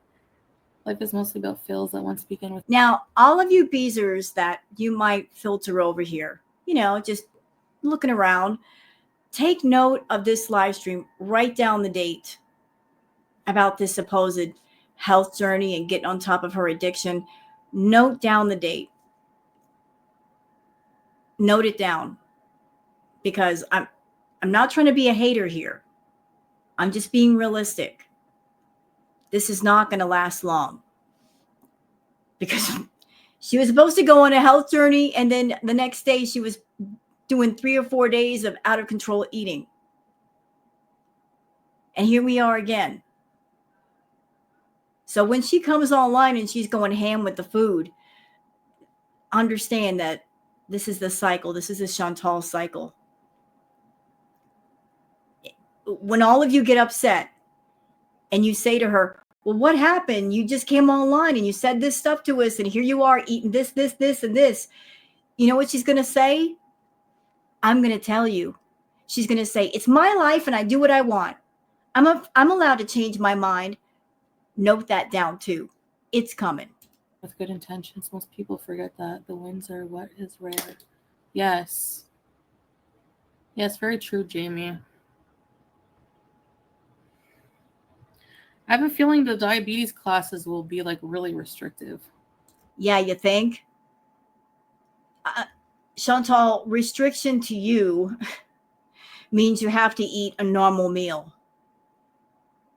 Restriction for you is not being able to eat the portion of like 6 people.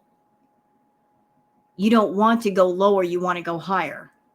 But I have to kind of be, I guess, Go eat a sandwich, Ron.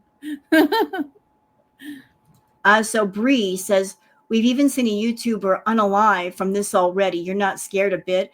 You would think that person who passed away, Life by Jen, like that would have been a wake-up call to her, but it's not. It's not. It should have been, but it wasn't. Yeah, of course I am, Bree. No, she's not. Because that person has been gone for a while.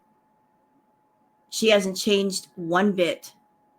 Not one single solitary bit. But the power of like the addiction part is just more powerful than that. Then you know what? You go back home, you check yourself in an inpatient, and you fix it. That's what you do. Like you don't care, So, yeah. Yeah. Well, I'm good. I'm looking for like a sponsor, like somebody to match with who like you can keep in touch with if you're like having cravings and stuff. Oh, Lord. Whoever that sponsor might be, I feel bad for them. They got their work cut out for them. Yes, they do. Are you going to tell your sponsor all about your YouTube channel? Are you going to tell them that you monetize your addiction and you do self-harm content in front of the public and you make money off it? Are you going to disclose that to your sponsor? I don't think you will. I don't know. We'll see. Yeah, it sucks. Strawberries and Cream says, could Salah be your sponsor? No, because he is her enabler. What are you talking about, Strawberries? How could he sponsor her if he's enabling her? Come on now. Think so, Leslie? No, Salah can't be my sponsor. No. Can't be like family or something like No. that. But he does support me. He enables you. He accepts his paycheck and he shuts his mouth and he lets you do whatever it is you want to do because he benefits. a lot. If he's willing to give up all food and be very strict and, do things like that, look over all of the groceries for approval. Sometimes I sneak in a few things. And there it is. So even if he brought healthy groceries home for her, she's going to sneak in a few things. She's going to get what she wants. If he takes the car keys and doesn't let her have them again, she will rage and rage until either she makes him go get something or she go get something. Or she'll waddle her way down to where the coffee shop is and she'll grab all of the pastries.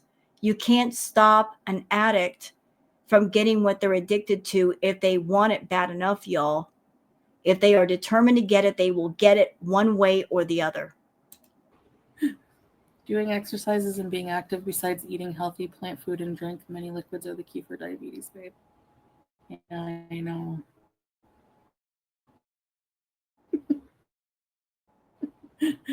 Thank you, sunshine. That's nice of you. Really, Tahila? Aw. Thank you, Tiffany. Bye, everybody. Yeah, just block out the super nasty people. Exactly, Leslie. Yeah, your sponsor should be someone outside the family friend circle. Finding hobbies and things to occupy your time. True. Fast food is the devil. It is really shaitan wallah. Like, I'm telling you, it's really not. It's bad. I disagree. It's not the devil. It's how you're treating it and what you're doing with it. That's the problem. Babe, why'd you say it in a cringe way?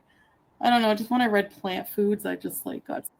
So diet says consider weight loss surgery. She can't do that. She can't get weight loss surgery.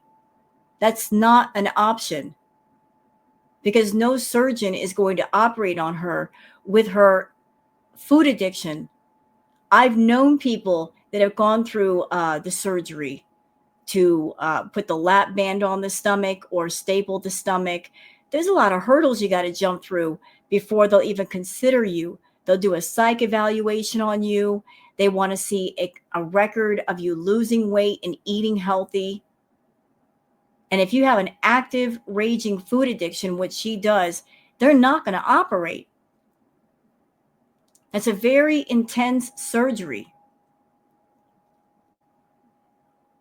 Plus, Chantal has all kinds of health problems. She would be high risk for being unalived on the table. They could not put her under.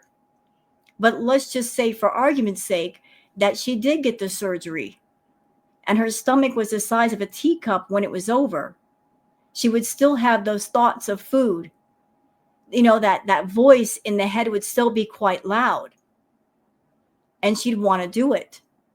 And then whenever she would try to eat the way that she used to eat, she would just end up either busting her stomach and having to go back to the hospital, or she'd make herself vomit repeatedly because her stomach is too small and she can't put anything beyond a teacup's worth of food in her stomach. Also, as I understand, when you have that surgery, bye-bye soda. You can't drink soda anymore. There are certain things you can't have, and she loves her soda.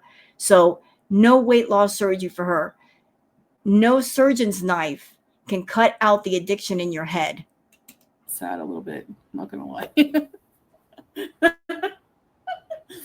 Oh.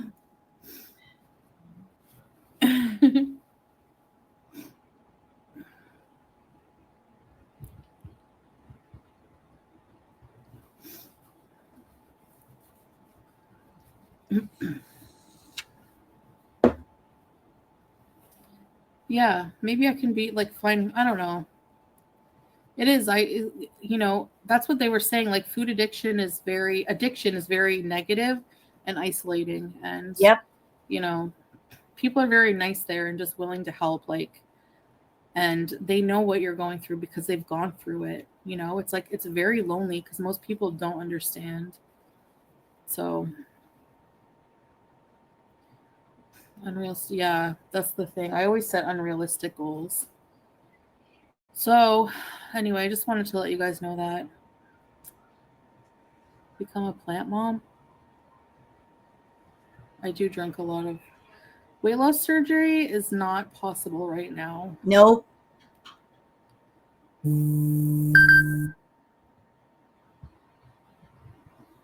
Strict is what you need. Yeah. True, Rhonda. Can we sing? Okay, this is tacky. Teardrop is talking about her husband in the chat. She says, my husband has type 2 diabetes. He does very well now and then. He does crack and cheat some. And I tell him he's not supposed to eat sugar, but he does it anyway. It's hard to stop. Teardrop, I don't know you. I don't know your husband. But if your husband has issues like that, it is tacky. It is distasteful. You are his wife. He is your husband. And you're putting his business out there on the internet? Seriously? What is wrong with you? If he does, you're putting his stuff out there for what? Ma'am, go to the corner. Just go to the corner and just stand with your nose against the wall for that. Talking all this mess about your husband and what his substance problems are. How dare you? You're not being a very good wife. Like, why are you sharing all this personal business in her chat like that? Just try to understand. Don't sing. Understand. My ears did not consent to that torture. Don't sing. I'll give it all I can. 'Cause you got. You're not Madonna. Ma'am, you're not Madonna. The best of me. Stop.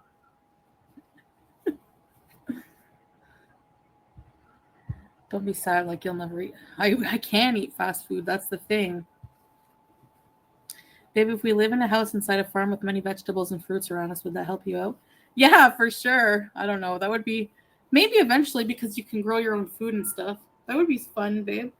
A little hobby farm.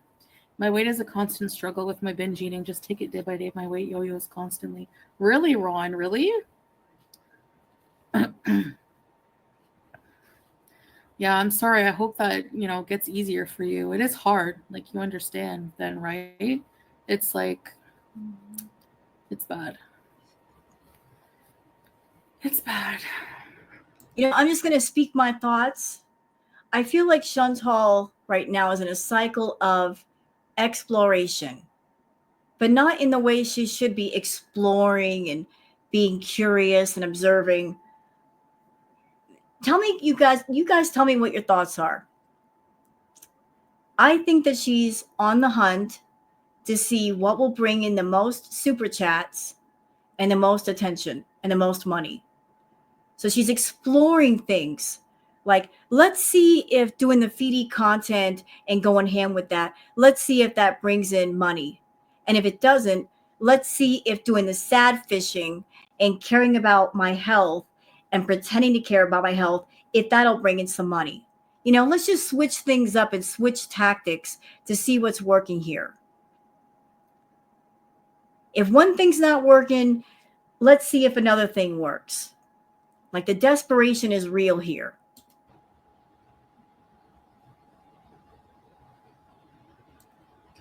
No, Bobby, I haven't tried that.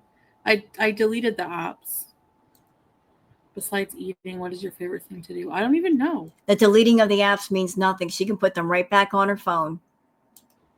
I don't even know. Plus, she's got the car keys. Plus, she's got Salah to get her food. So that's not really saying anything. Beyond food, what there is in life. Honestly, when I think about that, as sad as it is, the support group can help with what to stay away from, and the diabetes classes can help with a diet plan tailored for your condition. Power combo. Yeah, I need like a whole bunch of resources. So Melinda says, if you're serious about it, you should consider doing the surgery bypass. Again, she can't do it. She's a food addict. No surgeon is going to operate on her as long as that's going on. They're not going to do it, y'all.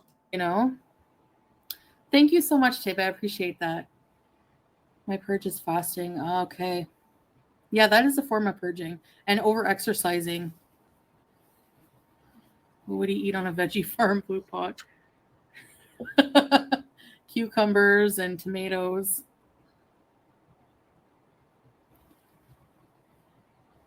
The moussaka. Yeah. I just gotta, like, yeah, hunger demons. I'm not crying. I'm just. You love my home cooking? That teardrop? Thanks, Pause Champ.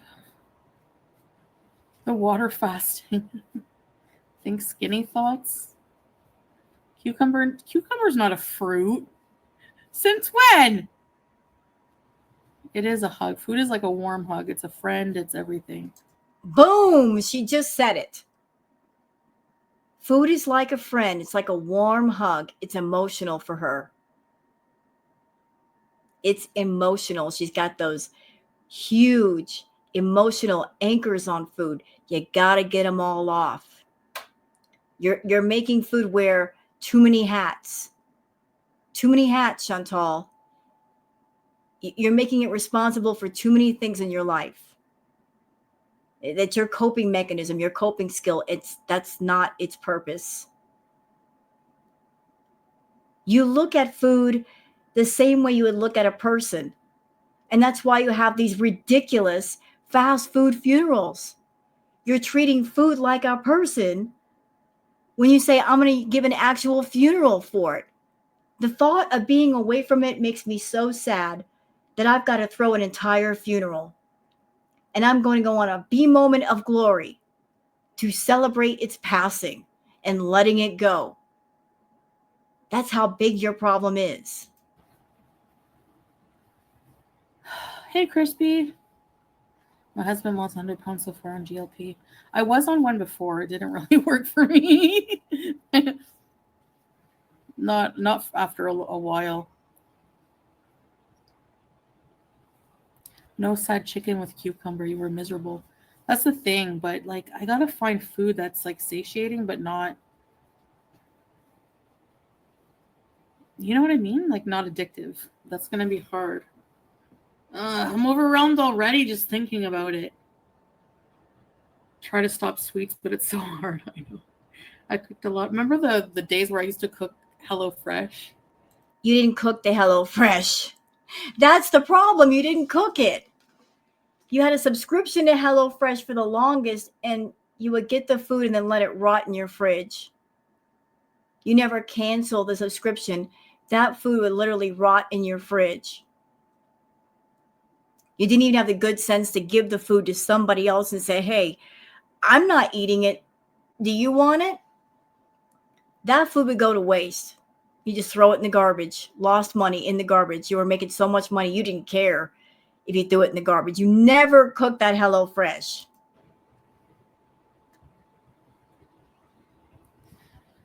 Hey, Chrissy. Megaki, it's a Japanese practice to help you find your passion. Really? Oh, okay. I never heard of that. You know, when I was getting away from the unhealthy amounts of food, one of the things that I did, which helped a lot, was I would play the switch out game. You know, I made it kind of a fun challenge that if you like a certain thing and it's not good for you, try to find a healthier version, even slightly healthier. You know, like if you like whole fat milk, you maybe try to switch down to say 1% or 2%. You want to find something that tastes good, because if it doesn't taste good, you're not going to eat it or consume it. So it's got to taste good, but has a similar taste and a similar texture to the unhealthy stuff. Or maybe try goat milk or something like that. You can experiment with flavors. If you like whole wheat with regular white bread, switch to a healthier bread that tastes really good. Instead of mashed potatoes, do like a cauliflower mash. You could even make cauliflower rice. That's healthier. If you like pasta noodles, There are these noodles called miracle noodles, which it's not pasta, but it has the same texture as pasta, and you could just put sauce on it. I mean, there's playing the switch out game is fun. Just wherever you can, switch out something unhealthy for something healthier. And just switch out, like, it's gradual. Little by little, you're switching out something that's not so good for you for something that is good for you. Another thing that helped me was portion sizes. Take out all of the really big plates, bowls, glasses in your house, because by design, you're going to overconsume.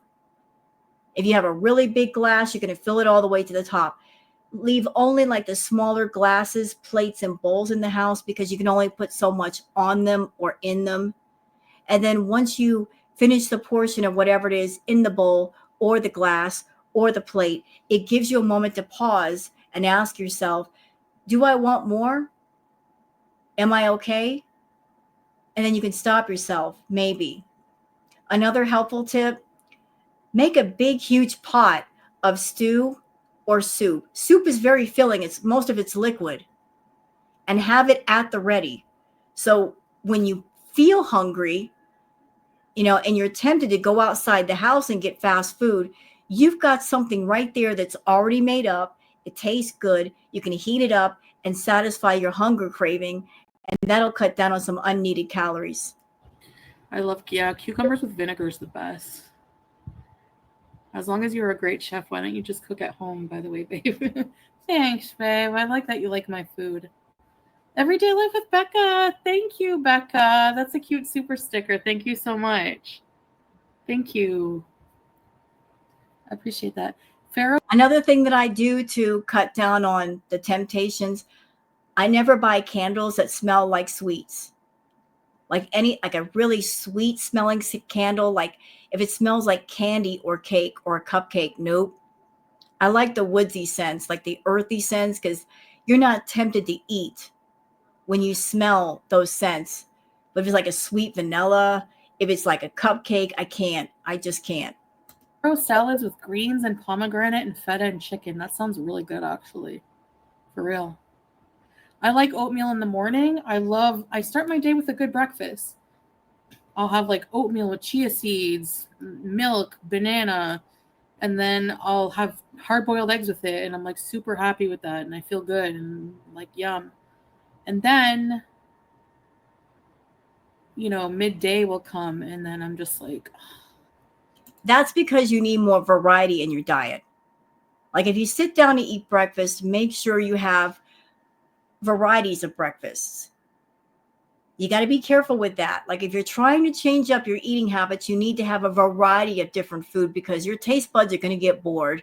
If you're eating the same bland breakfast or lunch or dinner every night, that's when you're going to get those thoughts of, we're kind of bored. How about we go get some pizza? What about a burger? You want something different. So you're going to get tempted with those bad foods if you don't bring the difference into your life. You got to challenge yourself to find different things to eat. Yeah. And this idiot, Sock Beezer, is saying, all this talk about food is making me hungry. Time for some KFC. So here's Chantal talking about, I'm trying to get healthy. And then you got these idiots over here talking about KFC.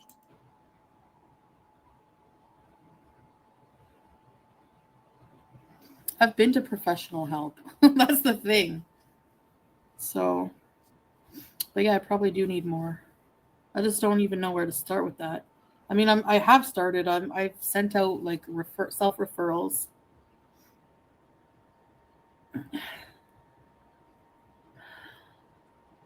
True, Claudia. I should just stop making stupid challenges and promises and stuff like that.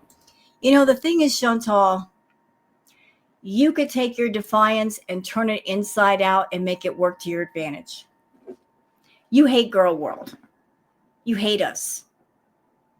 You hate girl world. You hate the reactors. But you especially hate the fact that we're right. And we're right because we watch you. We know your patterns. You're a creature of habit. You've got patterns. You could take your defiant nature and make it work for you. Did you know that? You just got to use your anger and use your defiance intelligently. If you see a bunch of people that you don't like saying, she'll never break her cycle. This is Chantal's cycle. She'll always eat fast food. That could fire you up and give you determination. You go, oh yeah, I'm going to show you. Use that to fire you up and be determined and actually get healthy. You want to give us the middle finger? You want to show us? Then show us. Don't talk about it. Be about it. Show us some action all day long. If you show us some real action and some real change, that'll be a good way to flip us the middle finger. If you really get on this and you mean it, I'll be the first to say, good job, Chantal. Good job. You're still a horrible biatch for the things you did to BBJ, but congratulations on the weight loss. Congratulations on turning your life around. I'll say that if you deserve it, but you got to show me first. I ain't giving it till you earn it. Understand? That's just how it works over here. It's easy to talk about anything, but you got to put some action behind the words. You got to earn the praise. You got to earn it, ma'am. You're not earning it. You're just talking about it. There's no inpatient here for food addiction.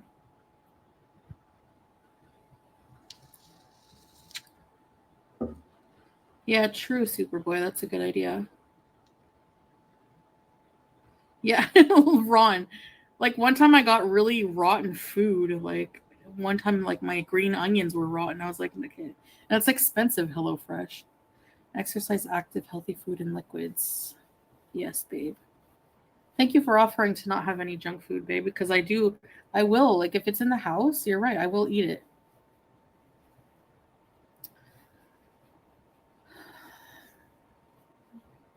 Gosh, I don't even know what I'm doing anymore.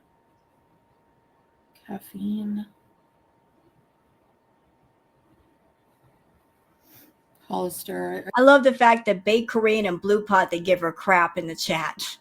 I support you because, Salah, I support you because it's apparent you've tried but can't force her to. Yeah, he really has. He can't force her. Yeah, I know, Blue Pot. I need to go to those. I'm going to look into it. They open again on Monday, I think, or Sunday. But going out all day to get it is not. That's the true, Raina. Like going out, you know, like on Beeses and stuff makes me want to eat something with you guys. Well, maybe you should stop beezing. It's ridiculous anyway. Of almost 41-year-old woman beezing. What are you thinking? I'm 41 years old and I'm still misbehaving like a 3-year-old. Come on, Chantal, grow up. You know? It's like going out for lunch with a friend. It's like fun. So. There's other ways to have fun. You can take most of your viewers that are not food fetish people, they're up for fun. All kinds of fun. It's just that you consider only one thing to be fun. Find other ways to have fun. Give your viewers something different. They want something different. My God, the monotony of it all. Constant mukbangs and eating in the car and going to pet the cats. Monotonous, boring. That's why your views are down. Find other ways to occupy your time. I don't know. Like even eating out. I'm not Brie. I'm not trying to do it on my own. Yeah, maybe Ash. You know, I remember all the way back when you went to live with Salah, he told you that you needed to lose about 200 pounds. And what ended up happening, you gained 200 pounds. Fruits only for dessert. Yeah, I know. Kind of boring, eh? Yeah, sturdy Jersey. I have to detox. It's horrible. People don't think like, oh, it's food. You can't detox. You do. You know, yeah, speaking of detox, I can tell that she's never really detoxed. Because if she were detoxing, if she were going without food and going without the sugar, let me tell you, we would know. She would be raging, she would be crying, she'd be freaking out. And she's not done that yet. So that tells me by itself she's not gone without food the way she should. You have a really bad detox from junk food. Yep. I'm telling you.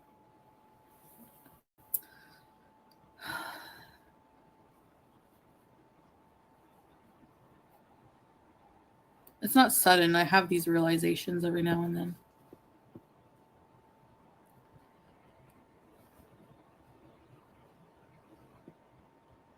Yeah, Jamie, I do have Instagram and TikTok. Just check the description of one of my videos, and it's all there because I can't remember like off the top of my head. No, why you be behaving? You're not having more food. She has an eating disorder as well. Ma'am, stop projecting. Stop projecting onto that poor cat. You project so much on animals. It's disgusting. Stop projecting your problems on animals. That's gross. Maybe she's hungry because you don't feed her. Feed your cat. Thanks, Rhonda. Every time I try to stop caffeine, I have a real bad episode. I know. I have to stop nicotine. I have to stop a lot of things. And I'm just... Well, food and nicotine, basically.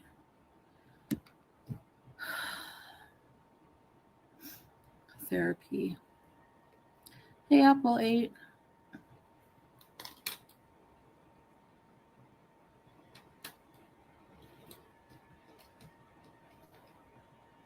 Maybe if I do a live stream every night, like when I... Oh. Juice. Get over here, Juice. What are you doing? What are you doing? You're misbehaving. Look. Julia wants nothing to do with this.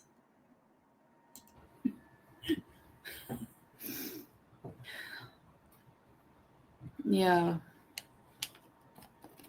I don't know.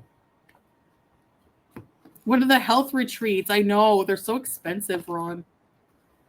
You need to love yourself and stop abusing yourself with bad food, smoking, cheap makeup.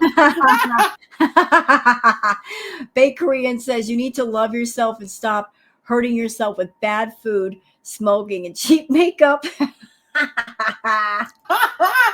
Excuse me, I have very expensive hand-me-down makeup, okay? Yeah, and it's old, and that might be the reason why your eyes keep watering, because that makeup is old and it needs to be thrown away. Thank you, Richard. Like mom, like daughter. But maybe I can do like a, cooking and stuff.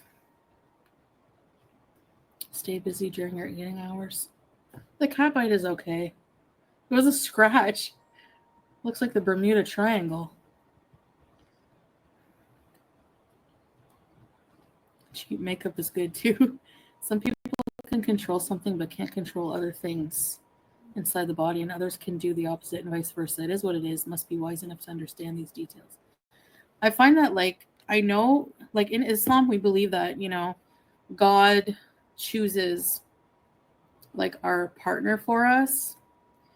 And like for me to be in a relationship, like if I wasn't with Salah, I wouldn't ever be in a relationship, because like I realized that I'm like a basket case. I have so many problems, and being with an addict is like, it must be hell sometimes.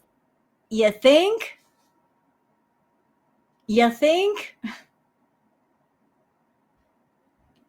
Chantal, have you been watching my reacts? Because I've recently said, when you're an addict, you're feeling your pain with the addiction and whatever problems you got inside of you. But people around you are also suffering. Your family, your friends, your pets. I've said that.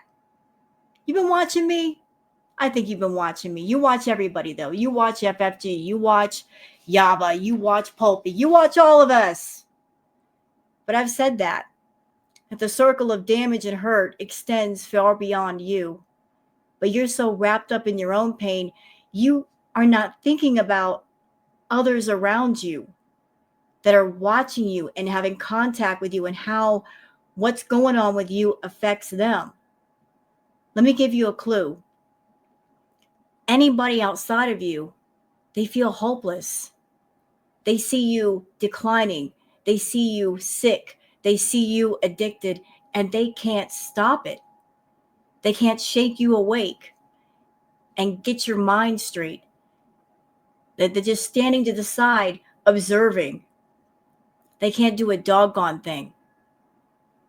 You could have the best team of doctors and therapists and psychotherapists and whatever else at the ready to work for free, to work with you, to help you. But nothing is going to happen until you decide to change. And you've got to reach that place inside yourself where you are sick and tired of being sick and tired. You've got to hit the wall. And here's the scary thing. I don't think you ever will. I think you forever will convince yourself that you're doing fine, you're doing all right, as long as you have your YouTube channel, as long as you're making money, as long as you have the Beezers and the Feedies on the side giving you money, as long as you can stay in Kuwait and live your whatever fantasy life, everything's okay. Everything's not okay. Your tower is falling. It's crumbling underneath your feet. You can't see it, or if you do, you're ignoring it. The tower of isolation and addiction that you built for yourself so you can look down on other people and say, I'm better than you, it's falling. The stones are coming loose. And if you don't watch it, the whole thing's going to come down all at once. The fantasy life that you're trying to portray to all of us, we're not buying it. You're not even buying it. You know you're miserable. You just don't want to admit it. You don't want to look girl world in the face and say, you're all right. You were all correct all along. You don't want to face the truth. And you know that we know the truth, but you will never admit that we are right about you. You can't bear it. You can't bear to admit that you've made some bad choices. Really bad. And you carried on with them for far too long. You will go to the grave being right in your mind. You will. You'll take it all to the grave with you if you have to. But you will never arrive at a place of self-awareness and accountability where you just live in truth. It'd be too much for you. Like, really. And like, I shared the meeting resources and like some resources I was looking into it to try to like help him understand food addiction even more. And he just gets it. Like, it doesn't take much. Like that, what you just said, babe, like it's true. Like some people who have a lot of control in their life, I don't really. I am like responsible about certain things, but like other things, like I struggle. But when it comes to food, I'm just like powerless, like completely powerless. I know I could quit smoking easily, just like that. But I can control that. But when it comes to food, it's like pray in the sand. And I wonder if the Feedies are salivating over this. They love hearing this information. Oh, she's a food addict and she can't control herself with food. She has no control. They probably love hearing this crap. Try to find a new recipe. The thing is, they teach you in like Addicts Anonymous, like Food Addiction Anonymous, to keep food simple, because then you're kind of obsessing about it and you're kind of making it like But yeah, that's the thing. Like, I gotta find satiating food that's like healthy. Hey, Lois. So every night I'll just make it like a ritual to do maybe some self-care, and then like I gotta change my habits, and make dua to Allah. Yes. Yeah, for sure. Like I need to put it in God's hands as well. When you eat bad food, make a jar. Merch in the skits again. And quit smoking. It's awful for your health. It's so awful. Hey, Delia. But I seem to like things that are awful for me, unfortunately. Merch that says satiating. What happened to Beezer spray? Nothing.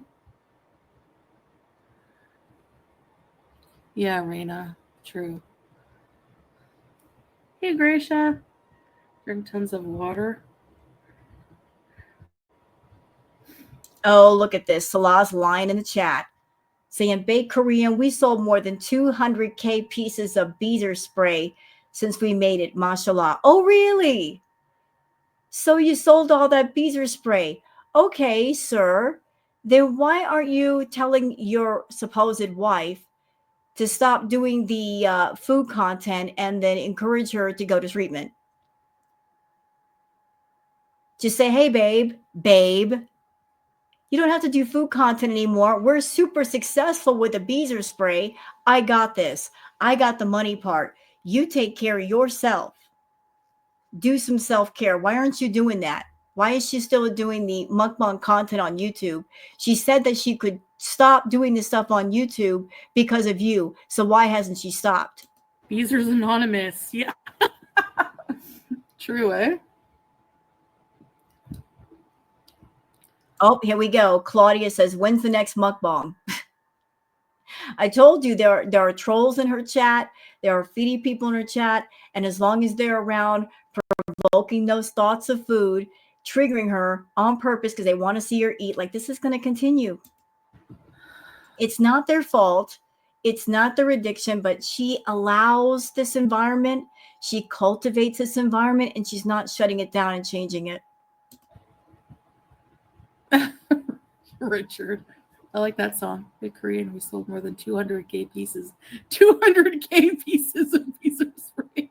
Do you mean 200? That's impossible with the 200K because they had 1,000 bottles of beezer spray and didn't sell a one of them. And then somebody found the beezer spray in the dollar store. So tell me how much money you made from that, Salah. I only learned the hard way. Yeah, you leave it in God's hands. There's some things you can't control, like having an addiction and how it's like affects your body and mind. But working the program is something you can control, for example, you know. I'm still trying to understand this whole thing. Hot sauce mustache, Rhonda. You want that beezer spray? Well, there's only one person who ever tried it. You know who? I think they were lying. I think they still wear it. I think they liked it. No. And the beezer spray really wasn't like a body mist or cologne per se. Anyway, it was like a budget-free breeze. It's fabric spray. So why would 200,000 people buy fabric spray in Kuwait? It's not that good. They're like, ew, it smells strong and weird. But no, they liked it. No, they didn't. It is strong. It's different if you're not used to that kind of scent profile, but it is really nice. If you like Arabic scents. 1 in 20 Kuwaitis own beezer spray.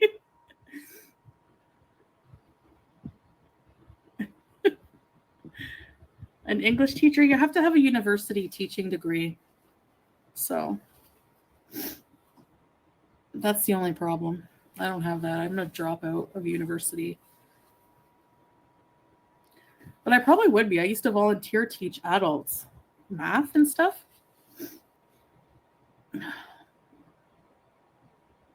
Beezer whack melts. You love Arabic? So Salah says, Rhonda, we will give the old beezers a beezer spray for free just when we visit the West soon. Yeah, sure. Like you're ever coming to Canada, like Chantal could ever bring you to Canada, Salah. As if you're going to bring the beezer spray that there's no list of ingredients, don't know what's in it, through customs. Good luck with that. Makes sense.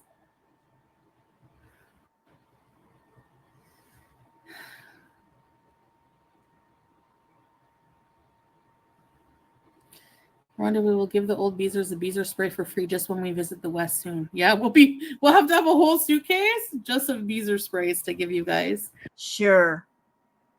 and then the customs will seize it because they don't know what the heck is in it. I really want to. That would be cool. Especially those of you who've been members for so long. Let me out of jail. Who's this? Oh, Kellyanna? Hey, UCP. Not too much. I went to Food Addicts Anonymous.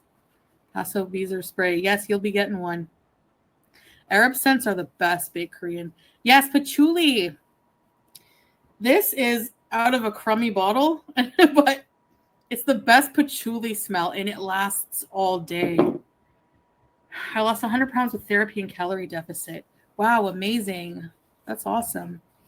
Yeah, I know. I'm looking and I'm trying to get a therapist. Oud is such a good scent, right, Zach? It's so good. I love it. Oh, since Strawberries and Cream is bringing this up, then I can bring it up. Strawberries and Cream says, I know you don't want us to mention them, but did you see Dudu the fridge is converting to Islam? So yeah, I noticed that too. That he who shall not be named, that guy, the ex-obsession, 2 days ago, did a video talking about Didi that will she convert to Islam?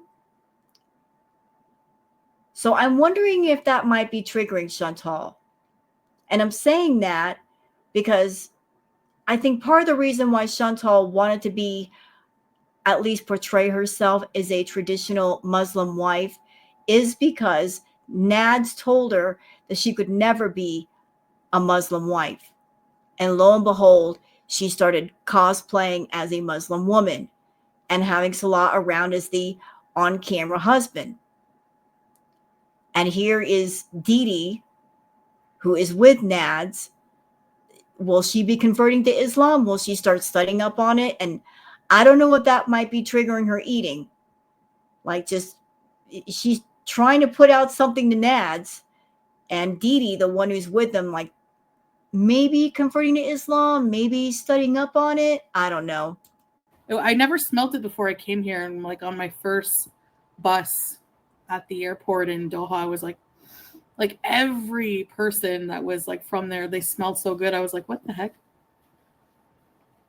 Yeah, life with Ron, sure. What? Oh, really? Strawberries? No, I didn't see that. Are you trolling? No, they're not trolling. And I can confirm, Chantal, 2 days ago, video posted is Didi converting. Yeah, it's still up. Well, good for her, mashallah. Well, send me some then. Yeah, don't worry. Frankincense is nice. Thank you, Lois. I went to that program. I'm just trying to find people who have been through that, you know.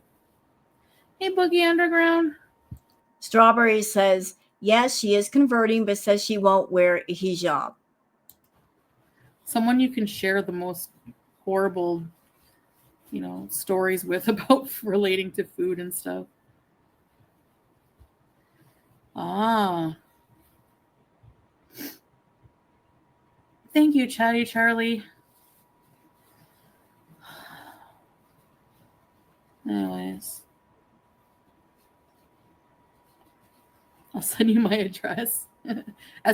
Whenever we like visit the West, we'll bring some gifts. You know, remember when she said that she's not coming to Canada?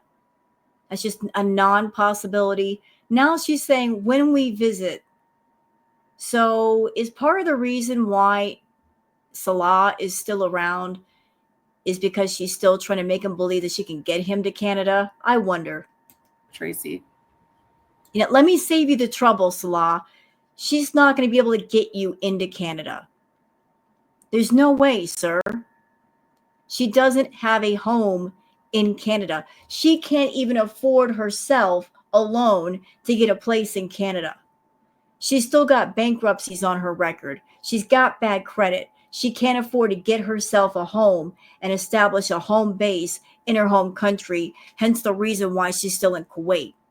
She doesn't have the money to set herself up in a place in Canada. She doesn't have like 5, 6, 7 grand to get started. So how could she sponsor you to be over there? How is that possible? It's not possible. So whatever BS she's feeding you about, I can get you into Canada, I'll get you there, it's just empty promises, okay? That's nice of you, babe. Really? Yeah, I'm thinking of KFC. Oh, Lord. Apple 8 says, are you thinking about KFC? Of course she is. She thinks about food all the time. She's that four. She thinks about food all the time. And you guys are bringing it up. What do you think is going to happen when you bring up KFC or any kind of food? It's going to make her think about it more. No, not KFC. I'm not thinking of that. I'm thinking of corn on the cob with butter. I shouldn't be thinking of food, but I'm kind of hungry. Yep, because people in your chat are talking about food. You were thinking about food while you were talking. And now that they're talking about food, you're thinking about food, and that's making you want food. See how it works? Really.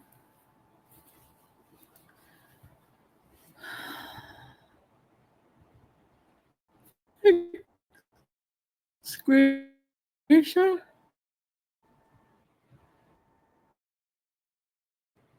How would you describe what smell? The bees make cooking videos. Yeah, Rhonda. Well, you know, the Beezer spray is vanilla rose, and it's really nice. Just vanilla? I don't know. More couples content?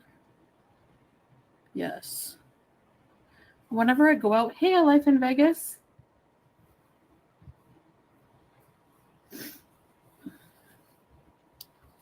You know, new love documentary. Even when we go out, that's what I think about. Like, okay, what coffee can I get? Like, I always have to buy something. Salah's like, you just like to spend money for no reason. Yep. Right, babe? Yeah.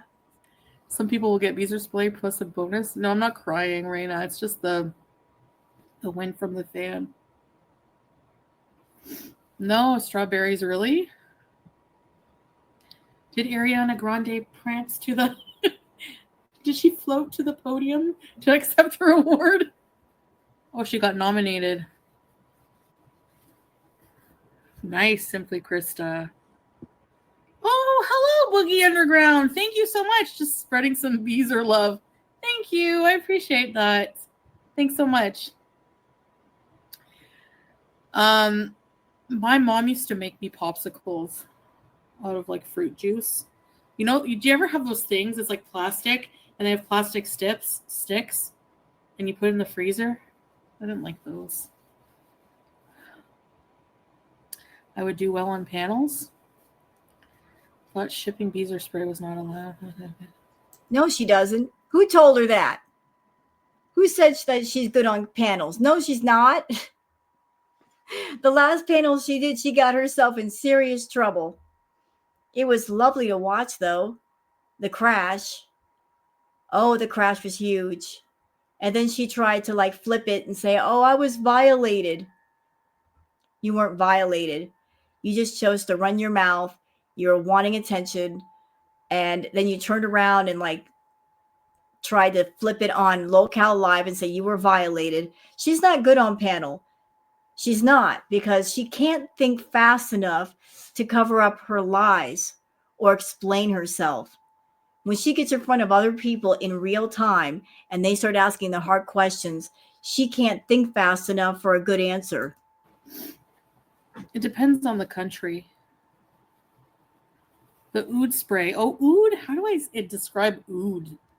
It's like you can't I don't know how you would describe it. Very musky.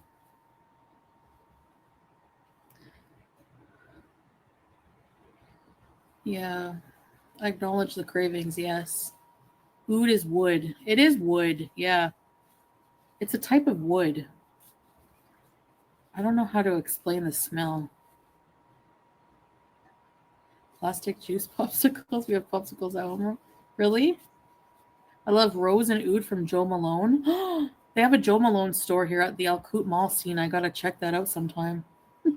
I don't know what's going on with you, Teardrop, but you keep getting in Chantal's chat and you must need some serious attention because you just keep trauma dumping on everybody. Like there's a comment, Chantal, my cat still has not come home. Then go look for her.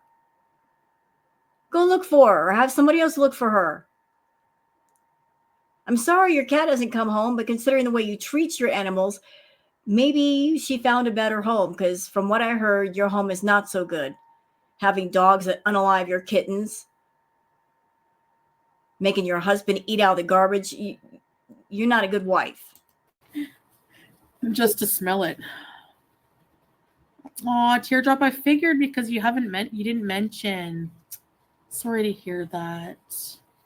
If she doesn't come, which I'm still praying she will, hopefully somebody has her and is keeping her warm, you know? So do I. I hope that kitty has found a much better home because Teardrop, you suck as a pet owner. Oh, sorry to hear that, love. Friggin' cats. Escaping. Oud is like earthy notes likened to damp soil or dry hay. Sorry. Babe, you're so funny. I know what you mean, but it doesn't sound like it's like it's earthy. Yeah. Can I flick you? What? Yeah. I'll keep your cat in my prayers. Please. It's India, right? The cat? Please come home, India. Go home to mama.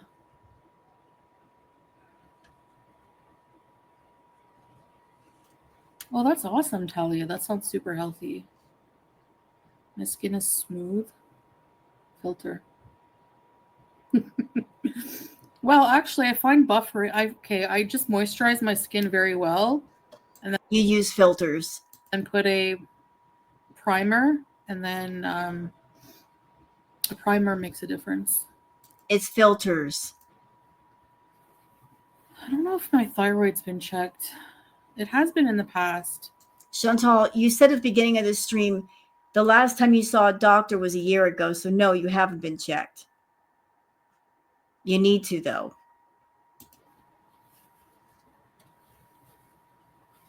No, I'm not making fun of your English. You're gonna pinch my cheek. Oh, booger. Come pinch my cheeks. Come pinch my cheeks. I will send you money to mail it to me. Oh, Tracy. Oh, no, we want to give it a gift when we go. I don't know if it's going to be possible to mail it to the U.S. Let me check first, Tracy.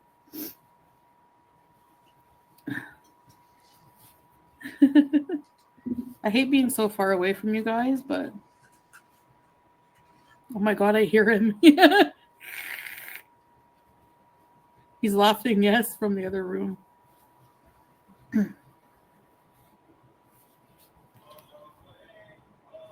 Far away, far away. We're going ahead. She's singing. No, I didn't, Rhonda. Makeup tutorial? I can do one, but I'll do a video for you guys one of these days, okay? I have one makeup brush now. No, two. Hey, Marina. No, I have one for contour. Okay, this is a bit boring. What do we got here? What's going on? She's leaving to go get what? What are you getting? No treadmill. She's eating. She's eating. Couldn't make it through an entire stream without putting something in her mouth. She's got an oral fixation. Yes, she does. And by the way, Chantal, I want to show you something. So you were over there saying that food addiction is impossible to beat, right? Now, I was a food addict. Let me show you what I got. This was a gift from my roommate. She just picked this stuff up and gave it to me. She said, "Do you want this?" I said, "Sure." Look what I got. I got this big wafer cookie. Okay, there's a gift. We got some crispy rice milk chocolate bar. All right, and we got this insanely huge Swiss milk chocolate bar. I got all this chocolate over here, right? I would have eaten all that by now if I was still in my addiction, but I don't need it. It's just there if I want it, but I don't want it right now. It's just sitting there. I have self-control and I can say, I don't need it right now. You can't do that. If you had those things in front of you, they would be gone. You'd be eating them on stream. So what is it? What do you mean about food addiction is impossible to get over? You're talking to somebody that I have gotten over it. I can have food around me and not touch it, but you can't because you're still active.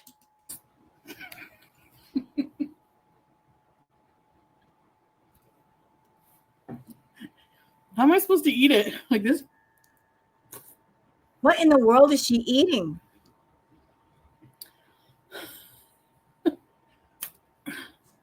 Ew. She says she hates bananas and yet she's eating a banana? Fruit. Yeah, what's wrong with fruit? You wanted something sweet. What is this?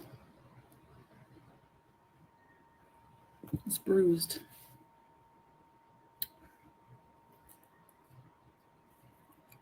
Ooh, the stringy things. I hate That she doesn't like the simple foods because they're not sloppy and gross enough. She wants something really sloppy and really gross for the feedy people. those things. I don't have a clean big spoon. Why is she using a ladle for a spoon? Yeah, I'm not starving. You're right. Yeah, you're not starving. You need to stop saying, I'm starving. You're saying that for the feedy people. I'm starving because they're thinking, oh my God, she's starving. That means she's going to eat more than normal. Half the time you're not eating because you're truly hungry. You're just eating because you're bored. Quite the opposite. Yeah, a 500 plus pound woman is definitely not starving. I hate bananas. I mean, it is possible to be 500 pounds and be starving because if you're eating the wrong foods, you're not getting enough nutrients and vitamins and minerals. When you eat the fast processed food, you're dumping bags of garbage down your throat and your body is saying, thanks for the rubbish, but there's nothing here we can use. So we're just going to make you hungry again until we get what we need. I don't love them, but I like them in my oatmeal because they sweeten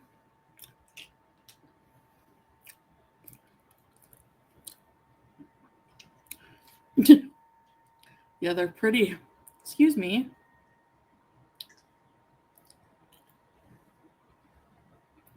I love feta. Feta dip. Hey, Angela.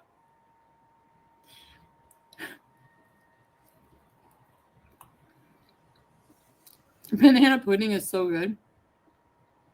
With the Nilla wafers. Yeah, somebody's saying, you look like you're in pain eating that banana. She looks like she hates it.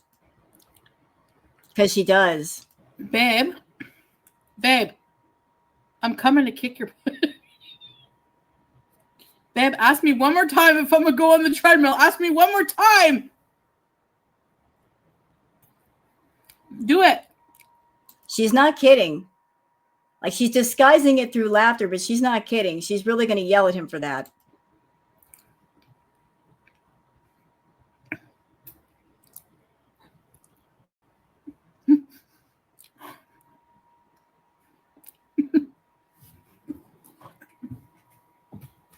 What was that?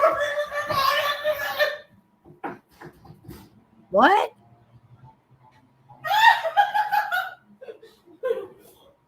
No. Chrissy Frog with no treadmill.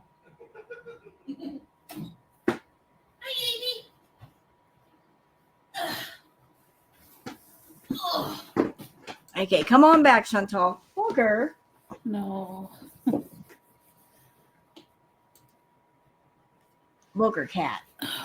Baby.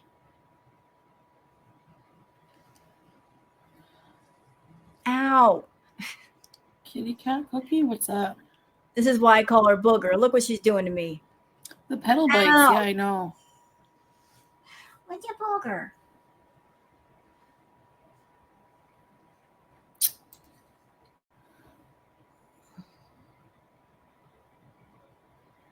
Have a picnic in the empty pool. Shut up.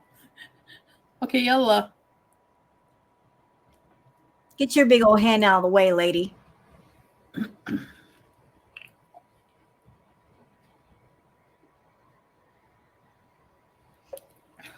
No, I don't want to be on camera. Oh no, he's gonna play Crazy Frog. Can we get past this part? I can't. I can't with Crazy Frog. No. The staying alive one. Stay. Like this is some ridiculous behavior right here. I'm out with no Crazy Frog.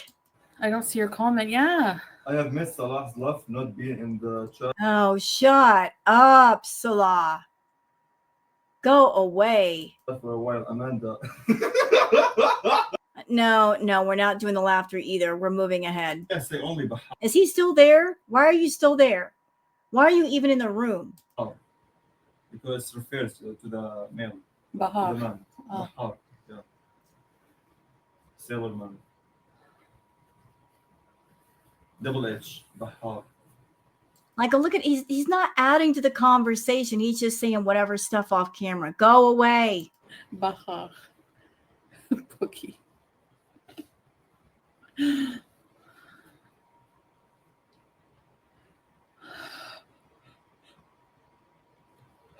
Excusez-moi.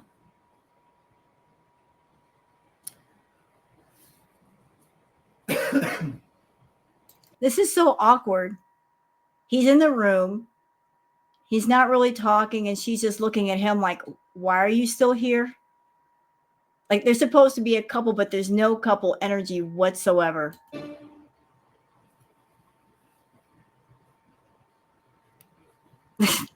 So awkward.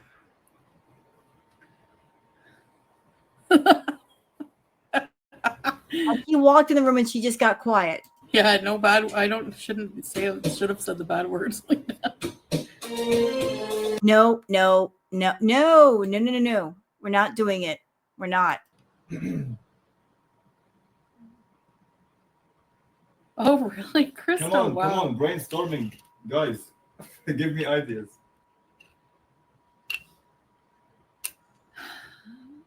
Or the kushari fish. There's no kushari fish. There's koshery and fish. Water. And I hate the fact that she keeps imitating his laugh. That every time she gets with a dude, she picks up on words they say or the way they behave, and she incorporates that into who she is. It's disturbing. Watermelon. Batik. Batir. And the yellow one, what you call it in English? Melon. The yellow. I'm going past the dialogue. It is. It's statutory. It's considered statutory. You know what? That's what it's considered if you're 15. So. Yep. Captain Birdseye. That's what it is. I want Captain Highliner. Is Captain Birdseye good? He had an amazing mom for that. Oh yeah, she was. I put her through a lot of crap at that time period, man. I wanted to grow up so fast, you know. Man, I wish I did it differently. Oh yeah, she hated that guy. Hated his guts. I thought she was gonna murder him. Honestly, like she was. Yeah, no. Oh no. But when you're that age, you're incredibly stupid. And you're still stupid. Not much has changed. Incredibly stupid. And sometimes even at this age, you're incredibly stupid. No, honestly, the KFC was bleh. Honestly, when I think about the chicken, it was like not cooked right. It was rubbed. Why did you eat it several times then? No. Actually, the tornado was more delicious. But yeah, actually, what I'm craving is we have some corn on the cob. I really want that with like butter and parmesan. She's only saying that because he's there. I'm really craving some corn on the cob. If he weren't there, she'd be saying, I'm craving fast food. On cheese on it. I mean, who in the world craves corn on the cob? You can eat what you want and lose weight too? Yeah, technically. But yeah. My mom did her best. Like a lot of the time she was a single parent until she met my stepdad, and then he would go on the road for weeks at a time. He was a truck driver, so no, I ate this before my meeting. I ate it before the meeting. I ate it because I was like, in my mind, I'm like I don't feel like I can start something like this until I'm fully prepared. Like I have to pick like a date and then try on that date. I can't just wake up. Well, Ramadan's coming up. What are you going to do for Ramadan? And say, okay, I'm not going to eat this anymore because I panic. Like, and I'm like, no way, no. No, see, that's the thing. Like, you are a food addict. And when you're someone and you're not ready to change, your best friends are always going to be later, someday, soon, tomorrow. It's never right now or today. It's always, let's do it tomorrow. We can do it tomorrow. And then tomorrow comes, and then you say the same thing. Let's do it tomorrow. When you're a procrastinator, when you're not ready to change, you'll always pick words and thoughts that give you a room to not change. It's always been your pattern, Chantal. You don't. They say the hardest part about anything is getting started. You got to get started with something to actually do something. No way, and I get super depressed. And anyways, it's just like when she starts thinking about giving up food or changing her life, she gets scared. And then she starts freaking out inwardly. Oh my God, I've got to change, which means I can't do what I'm used to doing. And that scares me. So I'm just not going to change right now because I don't have a plan for the new thing. I just know the old thing. So she puts off the new thing. I don't know how to explain what goes through my warped brain. Like exactly like with the fast food funerals, that's like the inic, is that a word? The inner manic panic that happens if you're addicted to something. You start going into like an inner panic of going without it. Like, oh my God, what's going to happen if I go without it? Am I going to go through withdrawals? Is my body going to freak out? Am I going to get sick? Am I going to get nauseous? Like, how is my brain going to handle this? And what do? You go on, you have a B moment where you're like, let me do all that I could do before I get started. Let me just buff myself against what I know is coming. So when she thinks about giving up fast food, she does quote unquote fast food funerals where she has a B moment, because like she starts panicking, and that panicking leads to a B moment. She's trying to buffer herself against the change in routine, the change in eating, the change in lifestyle. She just starts panicking. I had a fake ID too, and it didn't look anything like me. But the bouncer didn't really care. So I don't know yet, Joy Foss. I don't know fully yet. I'm really confused.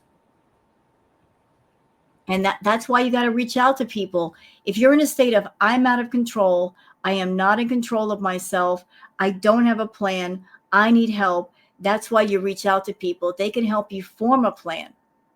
And they can talk to you and calm you down and be the voice of reason and sensibility that you need if you don't have it yourself.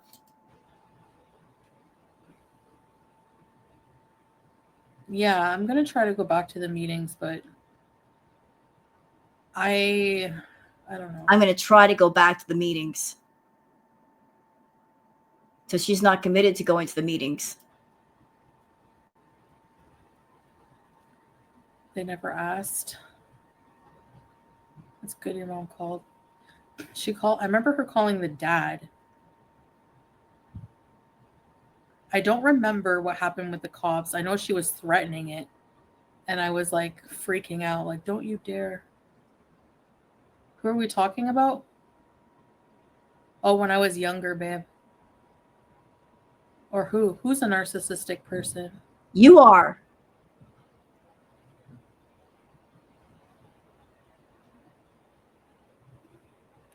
I know, Haley. I started. Joy Voss says, what's the confusion? You have a serious addiction that will unalive you. Right. Off very positive, and that's how I start off things. And then I think about like actually like what I have to do, and then I get like freaked out and discouraged. Didn't I say that? And sad. Yeah, it's like how can I compare this? It's like having a house and you have an attic area full of junk, right? Just like there's all kinds of things up there. It's dark, it's dirty, it needs to be cleaned out. And you say, I have to clean out my attic. But then you start thinking about the steps to clean out the attic. Well, I know it's going to be hot up there, and I got to move all that furniture, and I got to clear out all the trash and put it in trash bags and take it downstairs and arrange everything. And then I got to clean everything. You start thinking about all the steps to getting to the finish line. Like her mind is preoccupied with the steps of this, and this. Like she wants to go from the start line to the finish line within seconds. It doesn't work like that. Recovery doesn't work like that. There's a whole bunch of steps. You don't have to do the steps perfectly. You're going to stumble. You're going to be confused. Just do them. But she just gets caught up in the details.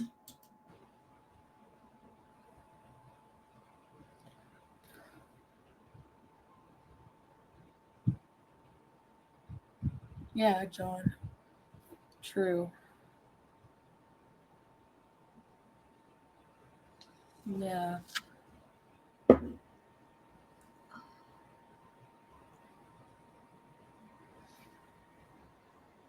Yeah.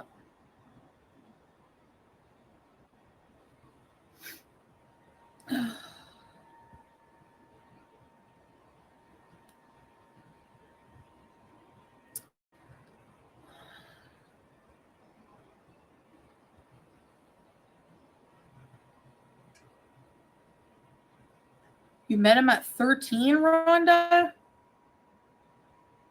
Wow, it does. It's not the only thing, but you know, my family, my husband, my cat.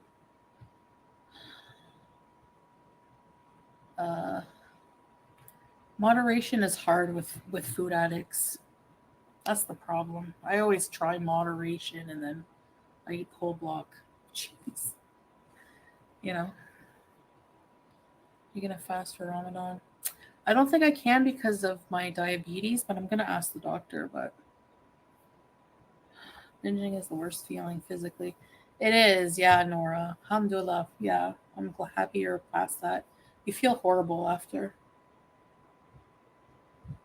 The thing is, you never feel horrible after. I've been watching you for 8 years. You claiming to have BED. I haven't seen you go through that thing where you'll eat a bunch of food and then there's a sense of regret and you're angry at yourself. Like, why did I just do that? Which is the way it normally goes. You broadcast what you do. You plan what you do. You glamorize it. You think it's cute. It's not cute. Rhonda, that's what they say. And some people get gastroparesis from that. A food patch, imagine. Well, people are using Ozempic as that. But it is linked to gastroparesis, yeah. For some, anyways. Oh, sorry, Tracy. Why do I keep missing people's comments? Like, Rosie gets fake drunk so she can act stupid and let the boobs hang out all the time. She thinks it looks cute.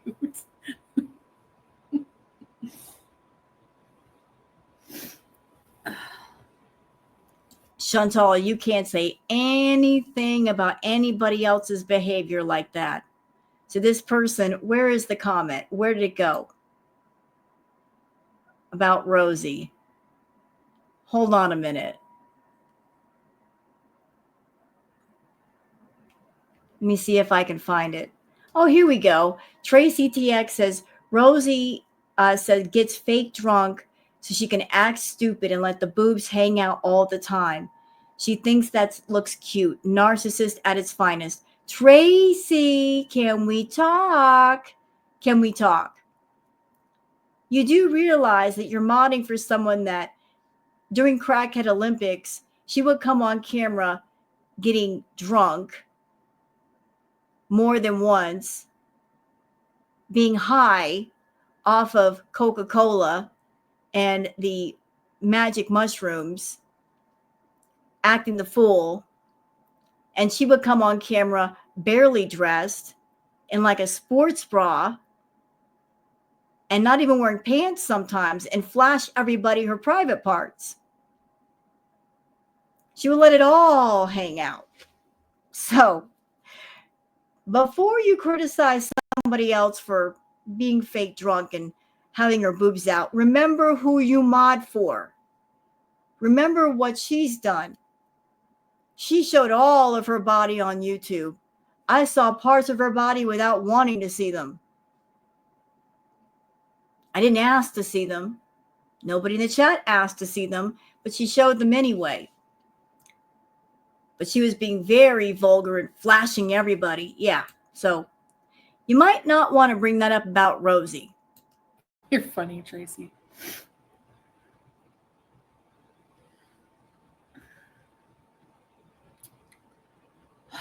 Maybe not, Prunella. Maybe you're right. I clearly don't care enough, you know.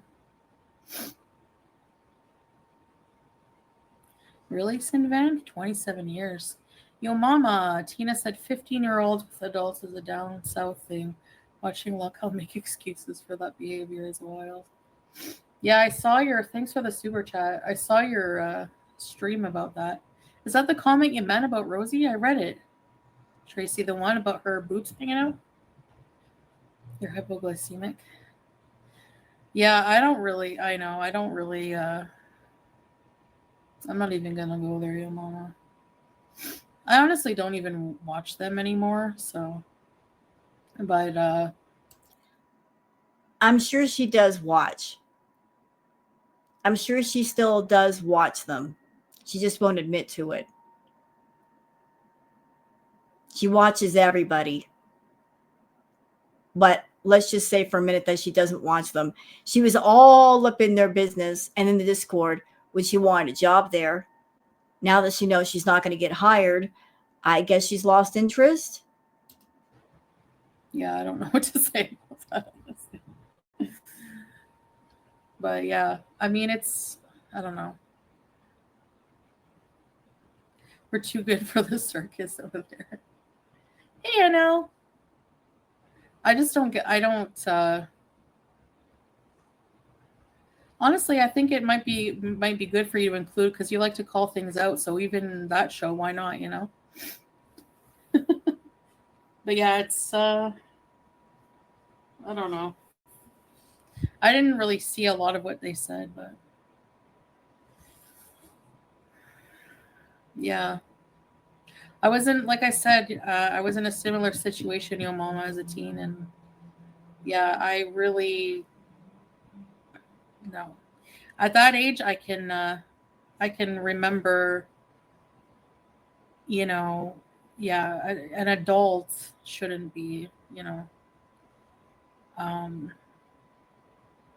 mentally at 15, you're just not mature enough to have that kind of relationship, you know?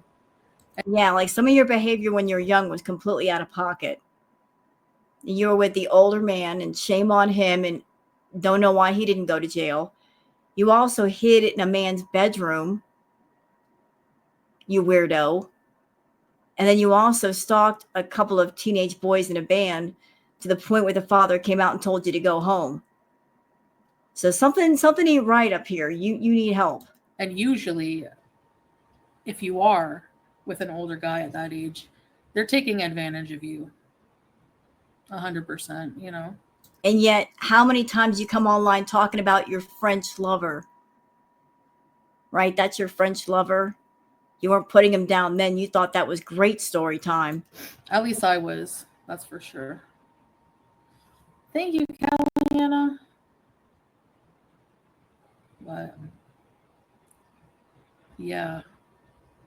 Let's move on. She's got it together. She has money. They have a nice house. She has a husband, a child. Like, you know, and they pick on the dumbest things I've ever heard in my life. Just like the most petty, dumbest things. Like, get a life. You know what I mean? I couldn't believe it. Can you imagine? Like somebody like that making fun of, you know? It's just stupid. Grow up. Anyway. Most of it's fake for views. That's true, Kit Kat. I'm sure she has problems. She's not perfect. Okay, you know? Talk about Alex. Please, somebody help me understand why the hate like that. Like, we personally affect these people. Like, oh, she's talking about the reaction channels. Got to back it up a little bit. Doing vlogs? No, get out of here. She's back at the dish. Juice. I'm going to grab her and kiss her after. See? She just flung a crunchy on her thing. She makes a mess. Patience. Juice, Justine. Peltier. Ah, Peltier. Okay. Sorry. You've been doing... Okay, I got to resubscribe. Like, upset... And, like, I saw a doll she made of Amber Lynn, and she made her, like, body all distorted. Like, who the fuck do you think you are? Woohoo! Here we go. Like, honestly, like, body shaming Amber Lynn by making a doll about her. If somebody wants to make a doll, what is it to you? Whether it's a doll made of you or someone making a doll of Amber Lynn, it's what they choose to do. Haven't you sat down and made drawings of nads and showed them off to people, Chantal? Haven't you made videos where you were talking about FFG and making up these wild stories? Like, imagine taking, I don't know how, like, it's pretty intricate. So imagine taking the time to body shame someone through a doll. Like, do you think that you're Selma Hayek? I don't get it. Like, and then we're low value people. You are. Okay. I don't understand. Please, somebody help me understand why the hate like that. Like, we personally affect these people. Like, change the channel, boo-boo. What the hell? I wonder what they do with the dolls. I don't want to know.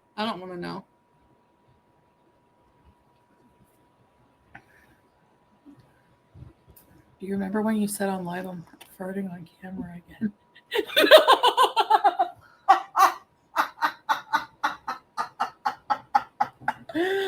I'm farting on camera again. Yeah, I used to do that a lot. You just don't, I mean, you know, now I have to watch it. It's not modest.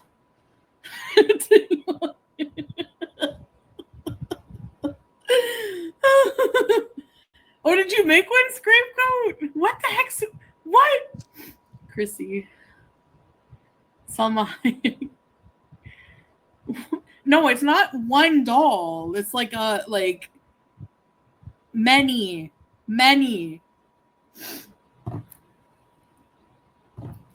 Voodoo dolls, yeah.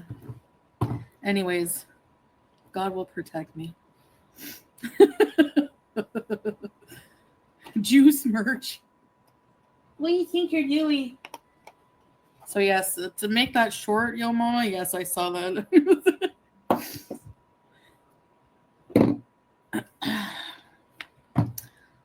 Joy Foss, I'm still working on that.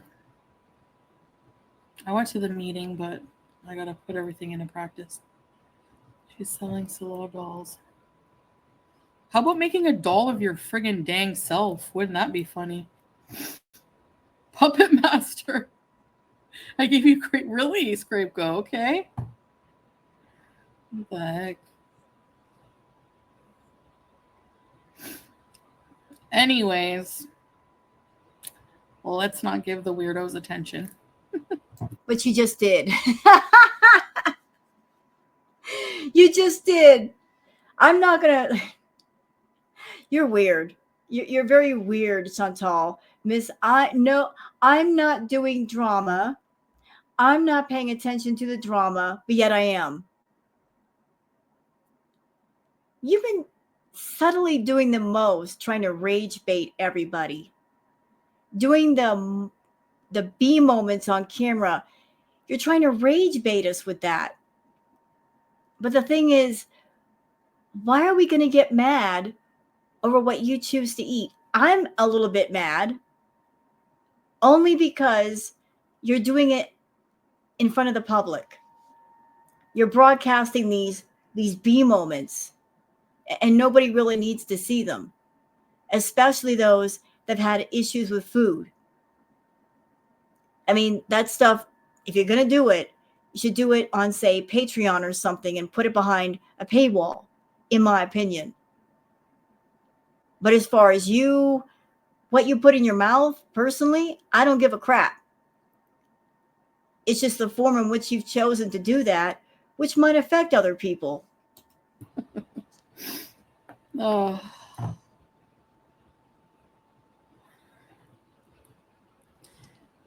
Yeah, Justine. Yeah. Hopefully the dolls come alive at night and get revenge on her. I just don't. Why would you spend your time doing that? Like, I don't get it. It's so weird. All right, then.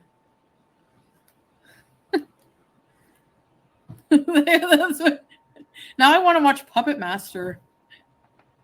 I like that movie. You ever watch They Already Doxed My Family? Like, what? I don't care. What else? What else can they possibly dox? Do you ever miss bacon? Moving on.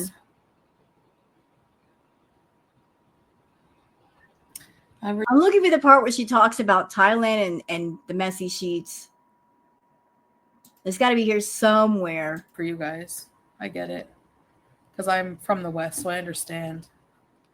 If you asked me a few years ago, I would be like, what? Never. No man ain't going to tell me what to do. And there's one he's still not telling you what to do. But Salah's not like, he's not like cross, you know, like. Because he doesn't care. You are interpreting his indifference to, oh, he cares about me because he's not speaking up and stopping me. He can't stop you. You are an addict. You are addicted to more than one thing, but in none of those addictions does he have the power to stop you. You got to stop yourself. But you are interpreting his lack of action, his indifference to, oh, he accepts me. And that acceptance to you is love. Him keeping his mouth shut and enabling you, you look at that as love. It's not love, because real love would speak up. He's just going along for the ride. If it benefits him, and it does, so he shuts up and lets it happen. Yeah. Like, given the way you are, Chantal, and what you're doing, that's the best you could hope for. Because you're not willing to work on yourself, improve yourself, be a better person, take accountability, have some self-awareness, do things differently. This is the best you can hope for. A fake on-camera husband that gets a paycheck that you pay. He comes on camera playing Crazy Frog. This is the best it's ever going to get. You put yourself at that level of this is all you're going to get. Yeah, he's not like abusive and stuff, you know? Write that down. Clip that. Because if something ever happened between Salah and Chantal, if she got deported back out of Kuwait to Canada, or if Salah ever tried to walk away from her, she's going to be singing a much different tune. It was casual. I don't like being the one like wearing the pants. You know? Oh, yes, you do. Don't you sit there and lie to your viewers. You like being in control. I don't like to be the one wearing the pants. No, you wear the abaya. But it doesn't matter if you wear pants or an abaya. You're still a controlling beach. Yes, you are. How can you not be controlling? You're telling him to FaceTime you if he leaves the house. You take his phone. You look through his phone. You get jealous if he's talking to other people. You've caught him at least 4 times talking to other people. So how are you not controlling? You know, I don't know. I mean, I don't. I'm just saying, like, I don't want to be the one wearing pants. Like, I know you guys probably think I do because you do. I usually do in relationships, but no, the dynamic is different. Like, I get my way with some things with enough whining, but so she's confessing to be manipulative. Okay, it's more effort. I have a hard time. Chantal listens to anyone, including her husband. I know it's like I'm not usually like that. Yeah, you are. He gives me a lot of freedom. Yeah, he does. Compared to like other husbands, maybe. I don't know. You've never been married. Just depends. You know. There we go. Unknown says, we know who wears the pants when it comes to food choices. Oh, yeah. Oh, yeah. Excuse me. Faith Korean says, you can't wear pants because you said chub rub caused holes. Good point. But I like that. I like that women are protected in a way because, like, for example, when we went to the courthouse, there was an elevator just for women because I don't want to be stuck in an elevator with all smelly men. No. Thanks, Rhonda. No woman is going to follow a bad man. Right. Hey, Jessica, hi. I worry that the suffragettes. Okay, I want to get through the rest of this as much as possible. All kinds of men, all kinds of women. Yes, women.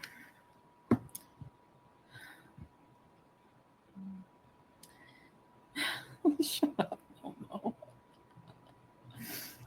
Oh,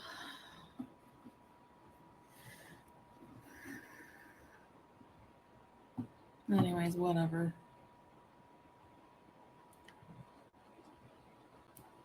Watching a swordfish abuser. Yeah. She sounds like she's running out of things to say.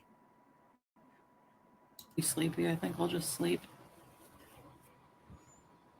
I'm still looking for that part where she's talking about Thailand. Oh, I think we found it.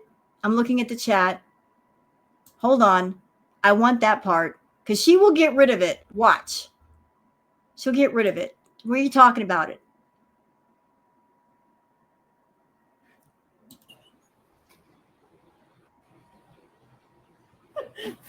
TMI. You're up at this late with me, so you have to hear this. Here we go. Pale wieners. I got food poisoning from the potato corner, I think from the rat skins. And this is the worst ever. I got so sick. On the day that I was supposed to leave I made it without having to pay a cleaning fee for the whole time. The day that I was supposed to go to the airport, I had the worst diarrhea and like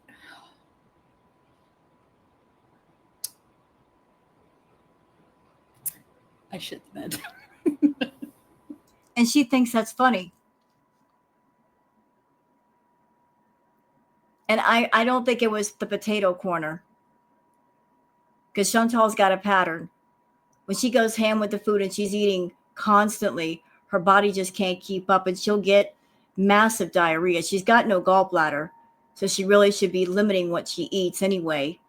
But whenever she just constant eating, her body just has to constantly dump to keep up with what's coming in. But now she's confessing the day before she's got to leave, she pooped the bed.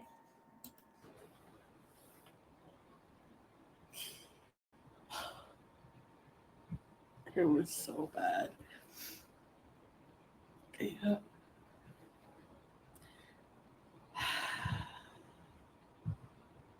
Impossible. You couldn't have. Sorry. I honestly think that Chantal has a poo fetish. And it's due to a lot of things over the years watching her. She's got this fetish, this fascination for the gross and the disgusting. She loves farting. She thinks that's hilarious. I have seen this woman shart herself and she'll feel it coming and she won't get up and run for the bathroom. I've seen her just sit still and just mess her pants. And then she gets up giggling like a maniac. And then she'll go to the bathroom. I think she messes herself on purpose. It just does something for her.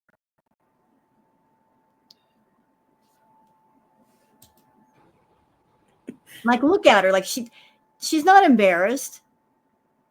Somebody who is embarrassed wouldn't be telling this story, first of all. And they wouldn't be laughing about it, but she thinks it's funny. Oh, you couldn't have water. That's never happened. Lies. When you were with he who shall not be named, you messed that bed too. Honestly, pants, yes, but the bed and their white sheets. Like I tried to get it out. No, you didn't. You're the same person we're talking about that you vomited in the vents of the Canadian Villa and you didn't clean them out.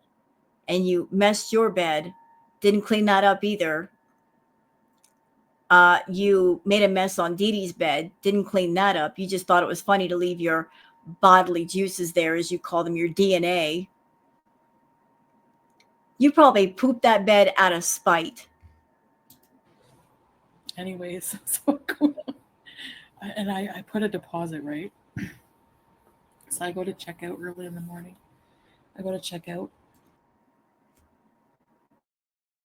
What she should have done when that happened was take the sheets and stuff off the bed, see if anything is soaked through, take all those sheets and put them into a garbage bag where nobody else would have to touch them, and then take the garbage bag to be properly disposed.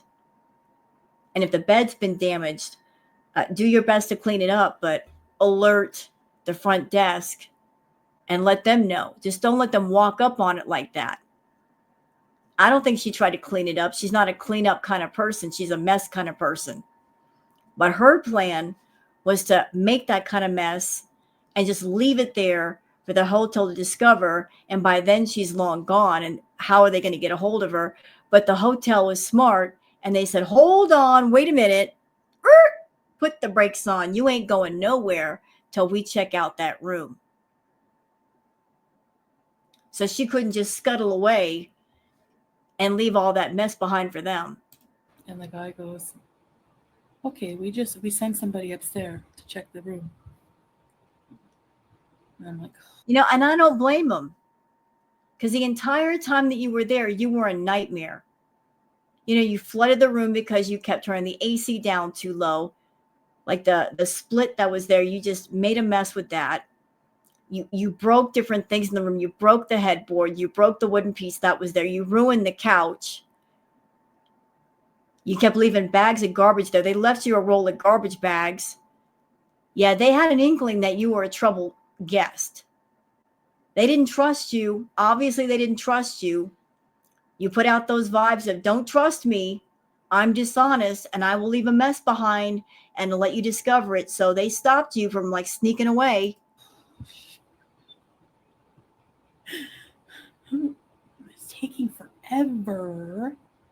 They're probably reassessing all the damage. They're probably looking around, like totaling up everything that was wrong and how much it would cost to fix it. I hear the guy on the two-way radio. I don't know. They're talking in Thai. He must have said in Thai, like, charge her. She shit the bed. So, anyways. Yeah, they probably had to replace the entire bed because of her. Yeah, they took like a few hundred off my deposit.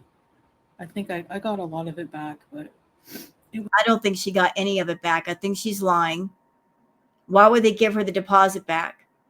If they have to replace the mattress, the sheets, the room cleanup, it would be they couldn't just rent out the room as soon as she was done. They couldn't just send the maids in there to straighten up and then rent out the room immediately. They got to do some major repair work. I don't think she got any of that deposit back. I think she might have had to pay more money because of the damages.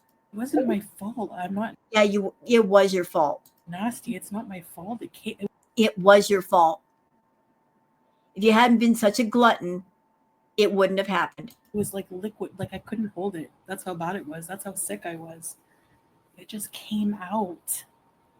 I think she's telling this story on camera like this because there might be some poo fetish guys in the audience. They love hearing about things like this. Like when I would move.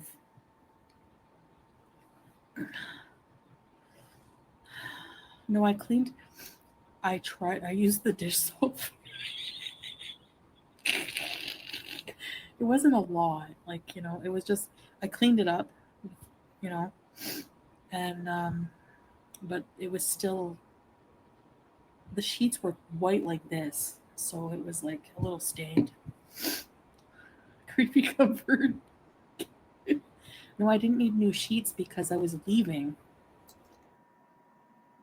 Chantal, there is no way that a hotel can just stick those sheets in the washer.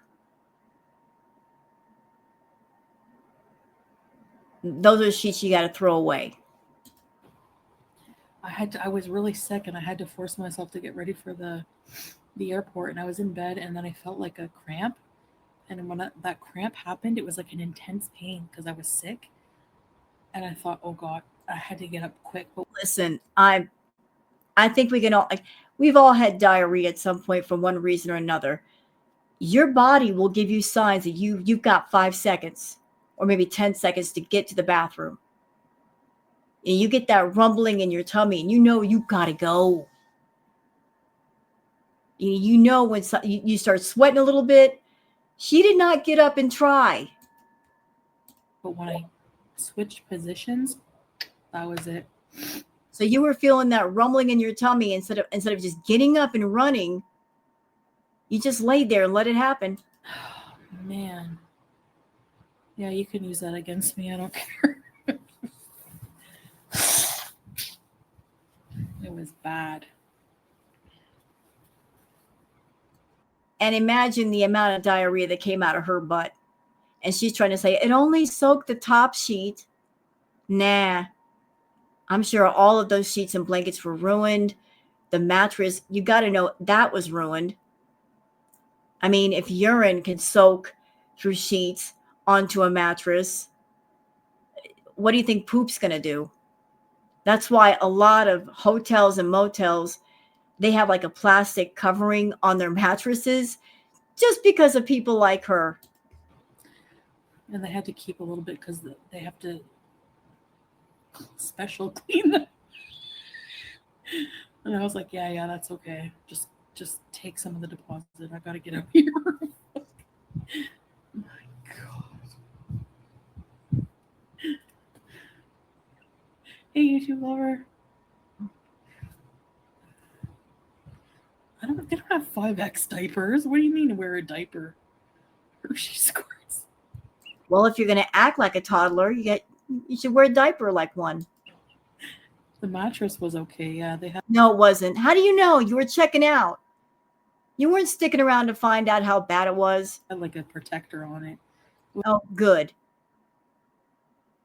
Good. It was just the top one. Hey, Viking Warrior. It was just the top sheet. And I cleaned most of it. I thought I would get away with it. But So see, tells you what a scumbag she is. She was focused on getting away with it. So she made all that mess, and her plan was to check out. And then by the time they find out, she's out of there. She's in a taxi. She's at the airport. And what are they going to do? But they stopped her. She wasn't counting on that. She wasn't counting on being stopped and making her wait. nope. They noticed everything. That's why he took a long time. He was probably taking a black light.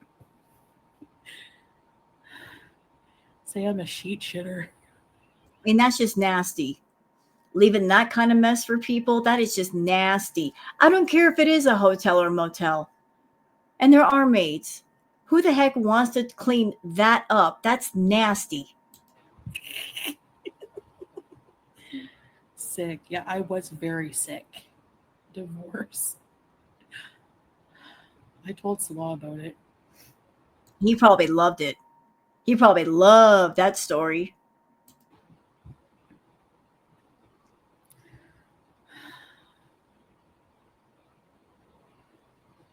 They didn't say that.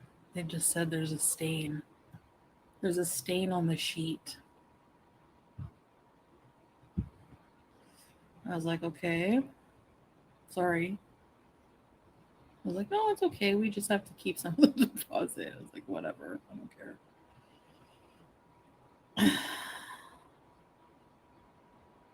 They do have 5X diapers? You haven't pooed or peed pants? Oh, nice. I was really sick. It was like water. It was disgusting. Like, why does she have to go into detail about it? And why are we telling this story anyway? Who are you catering to, Chantal? I'm sure it's common for tourists in Thailand because of the weird food. The potato corner, yeah. Yep. It was big enough, Giovanna. It wasn't like a small one. Because I was trying to clean it. So all of you people that are in Chantal's channel that say like we're a bunch of vultures, like just understand, like, she's a locale because she overshares. She's oversharing right now. She's choosing what she talks about on her live stream, and we react to it. If she didn't talk about it, we wouldn't talk about it. But the moment she talks about it, that gives us free reign to talk about it too. It was just, anyways. I don't care, Tracy. What else is new? Whatever. You know, she says, I don't want them talking about me, yet she says stuff like this. Hey, BBJ. They didn't keep a deposit for a stained sheet. No, they did. They kept it for that. I didn't think they would. They didn't keep the whole deposit, just like a little bit of it. Because we had to deposit, how much was it? I think like 1,000 baht. And I got 700 back. I used to weigh almost 500 pounds. This was mostly just because I was like, really sick. Hold on a second. I want to check something out. Okay, I stopped for a minute because I was curious. I was wanting to know how much in USD 1,000 baht was. So 1,000 baht is 29, like it's less than 30 bucks. So she said they took 300 baht. So that would work out to $8.93. They charged her for the sheet.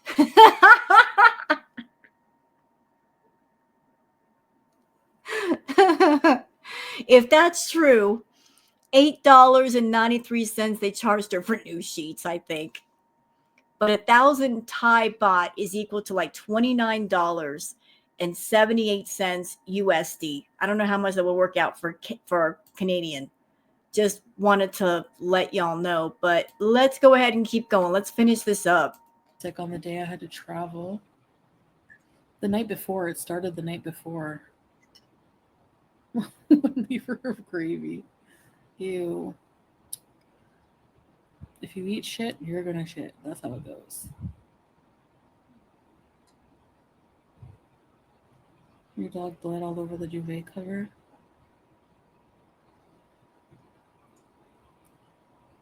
The collapsed sofa. Where?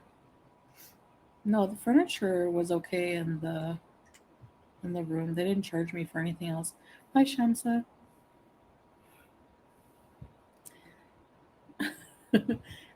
You heard there was like the furniture was kind of cheap. They had this like wood thing. I don't know. It was stupid. Thank God he wasn't there. Yeah. It was, yeah, my body was not good. Well, don't blame it on your body. It's what you were doing to it. And your body was just responding to the abuse you were heaping on it. Because you were going wild in Thailand by yourself. You were there in Thailand by yourself. You could do whatever you wanted, and you chose to abuse your body with food. And it responded by explosive diarrhea and crapping yourself. And it happened multiple times. You were doing a live stream, standing up, and you go, oh no. And everybody knew what that meant. And you're like, and people asked you, what's going on? You're like, nothing. So it happened more than once because you kept stuffing yourself stupid. Imagine it was human centipede with, imagine I was the first human centipede. And okay, this is sick. She's going to talk about the movie Human Centipede. Those of you in my audience, if you haven't seen it, don't watch it. It's gross. It's a movie about a guy who's sick and he does his thing where he makes a human centipede of people that are all lined up behind each other, and one person's mouth is attached to somebody's butt. Whole line of people like that, and she's about to talk about it. I had some potato corner. And she wants to be a human centipede and eat a bunch of food and then crap into somebody's mouth. That's gross. Yeah, I don't care, Tracy. Whatever. People are going to shame me anyways. I have to just live my life, you know? I'm not hurting anybody. It's just having an accident on a sheet. I paid for it, so who cares? Yeah, she feels like I paid for it, so therefore it makes it okay. No, it's not okay. It's the fact that you did it and then you were trying to run from it and not pay for it. You're going to leave all that nastiness for something else, and that's horrible, Chantal. And after as it was happening, I'm like, they're going to keep the deposit.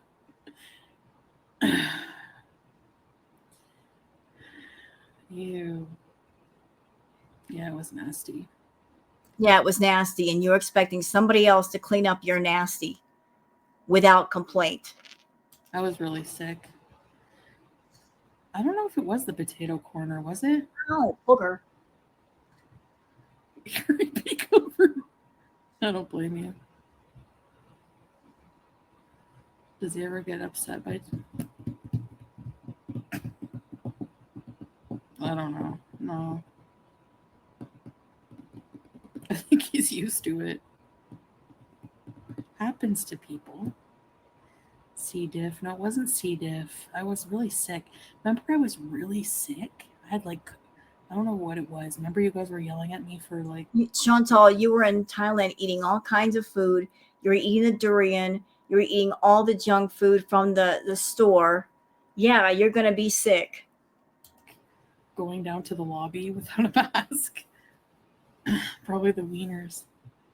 Anyway, I think it was from when I was sick like that. I had both. I don't know. It was really bad.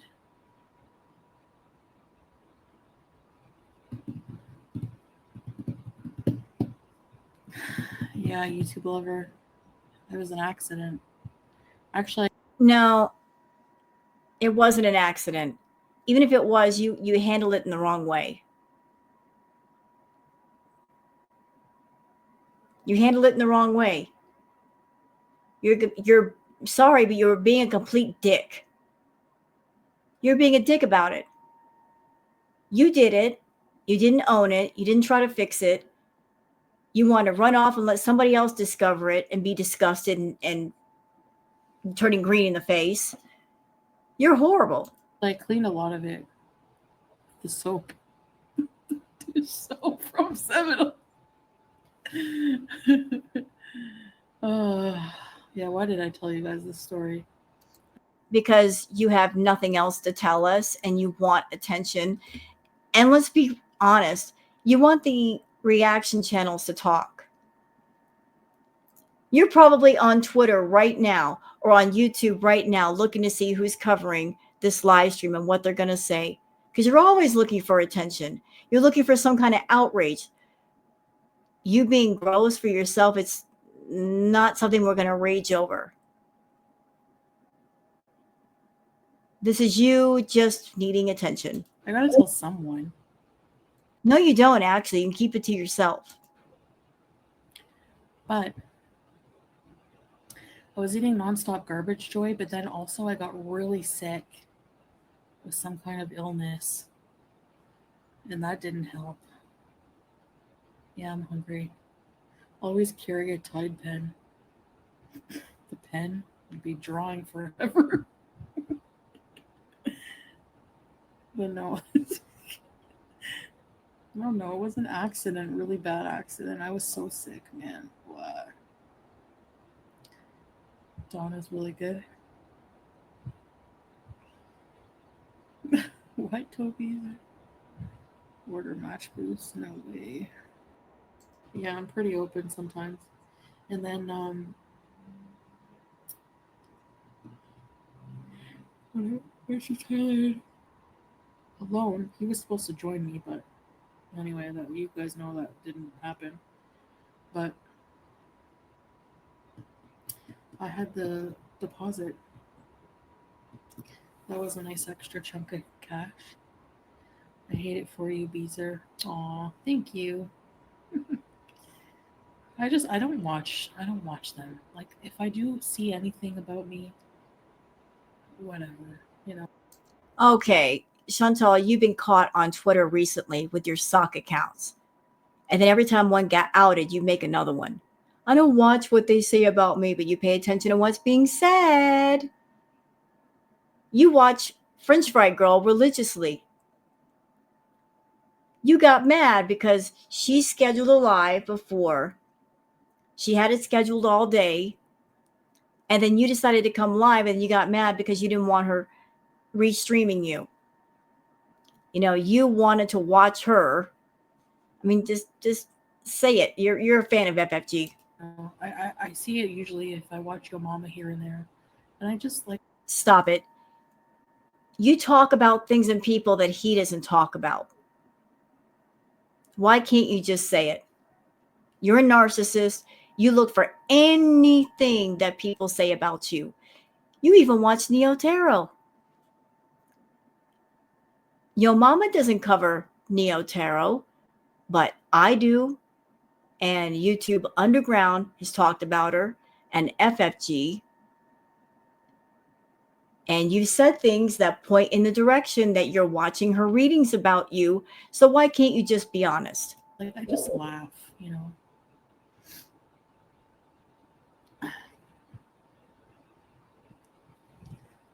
You left them 2 types of deposits. Is my phone gonna die? Oh, no, it's not. Bae. Okay, I need something to eat. Bangkok was the good old days. We should visit Peru. Oh, Machu Picchu.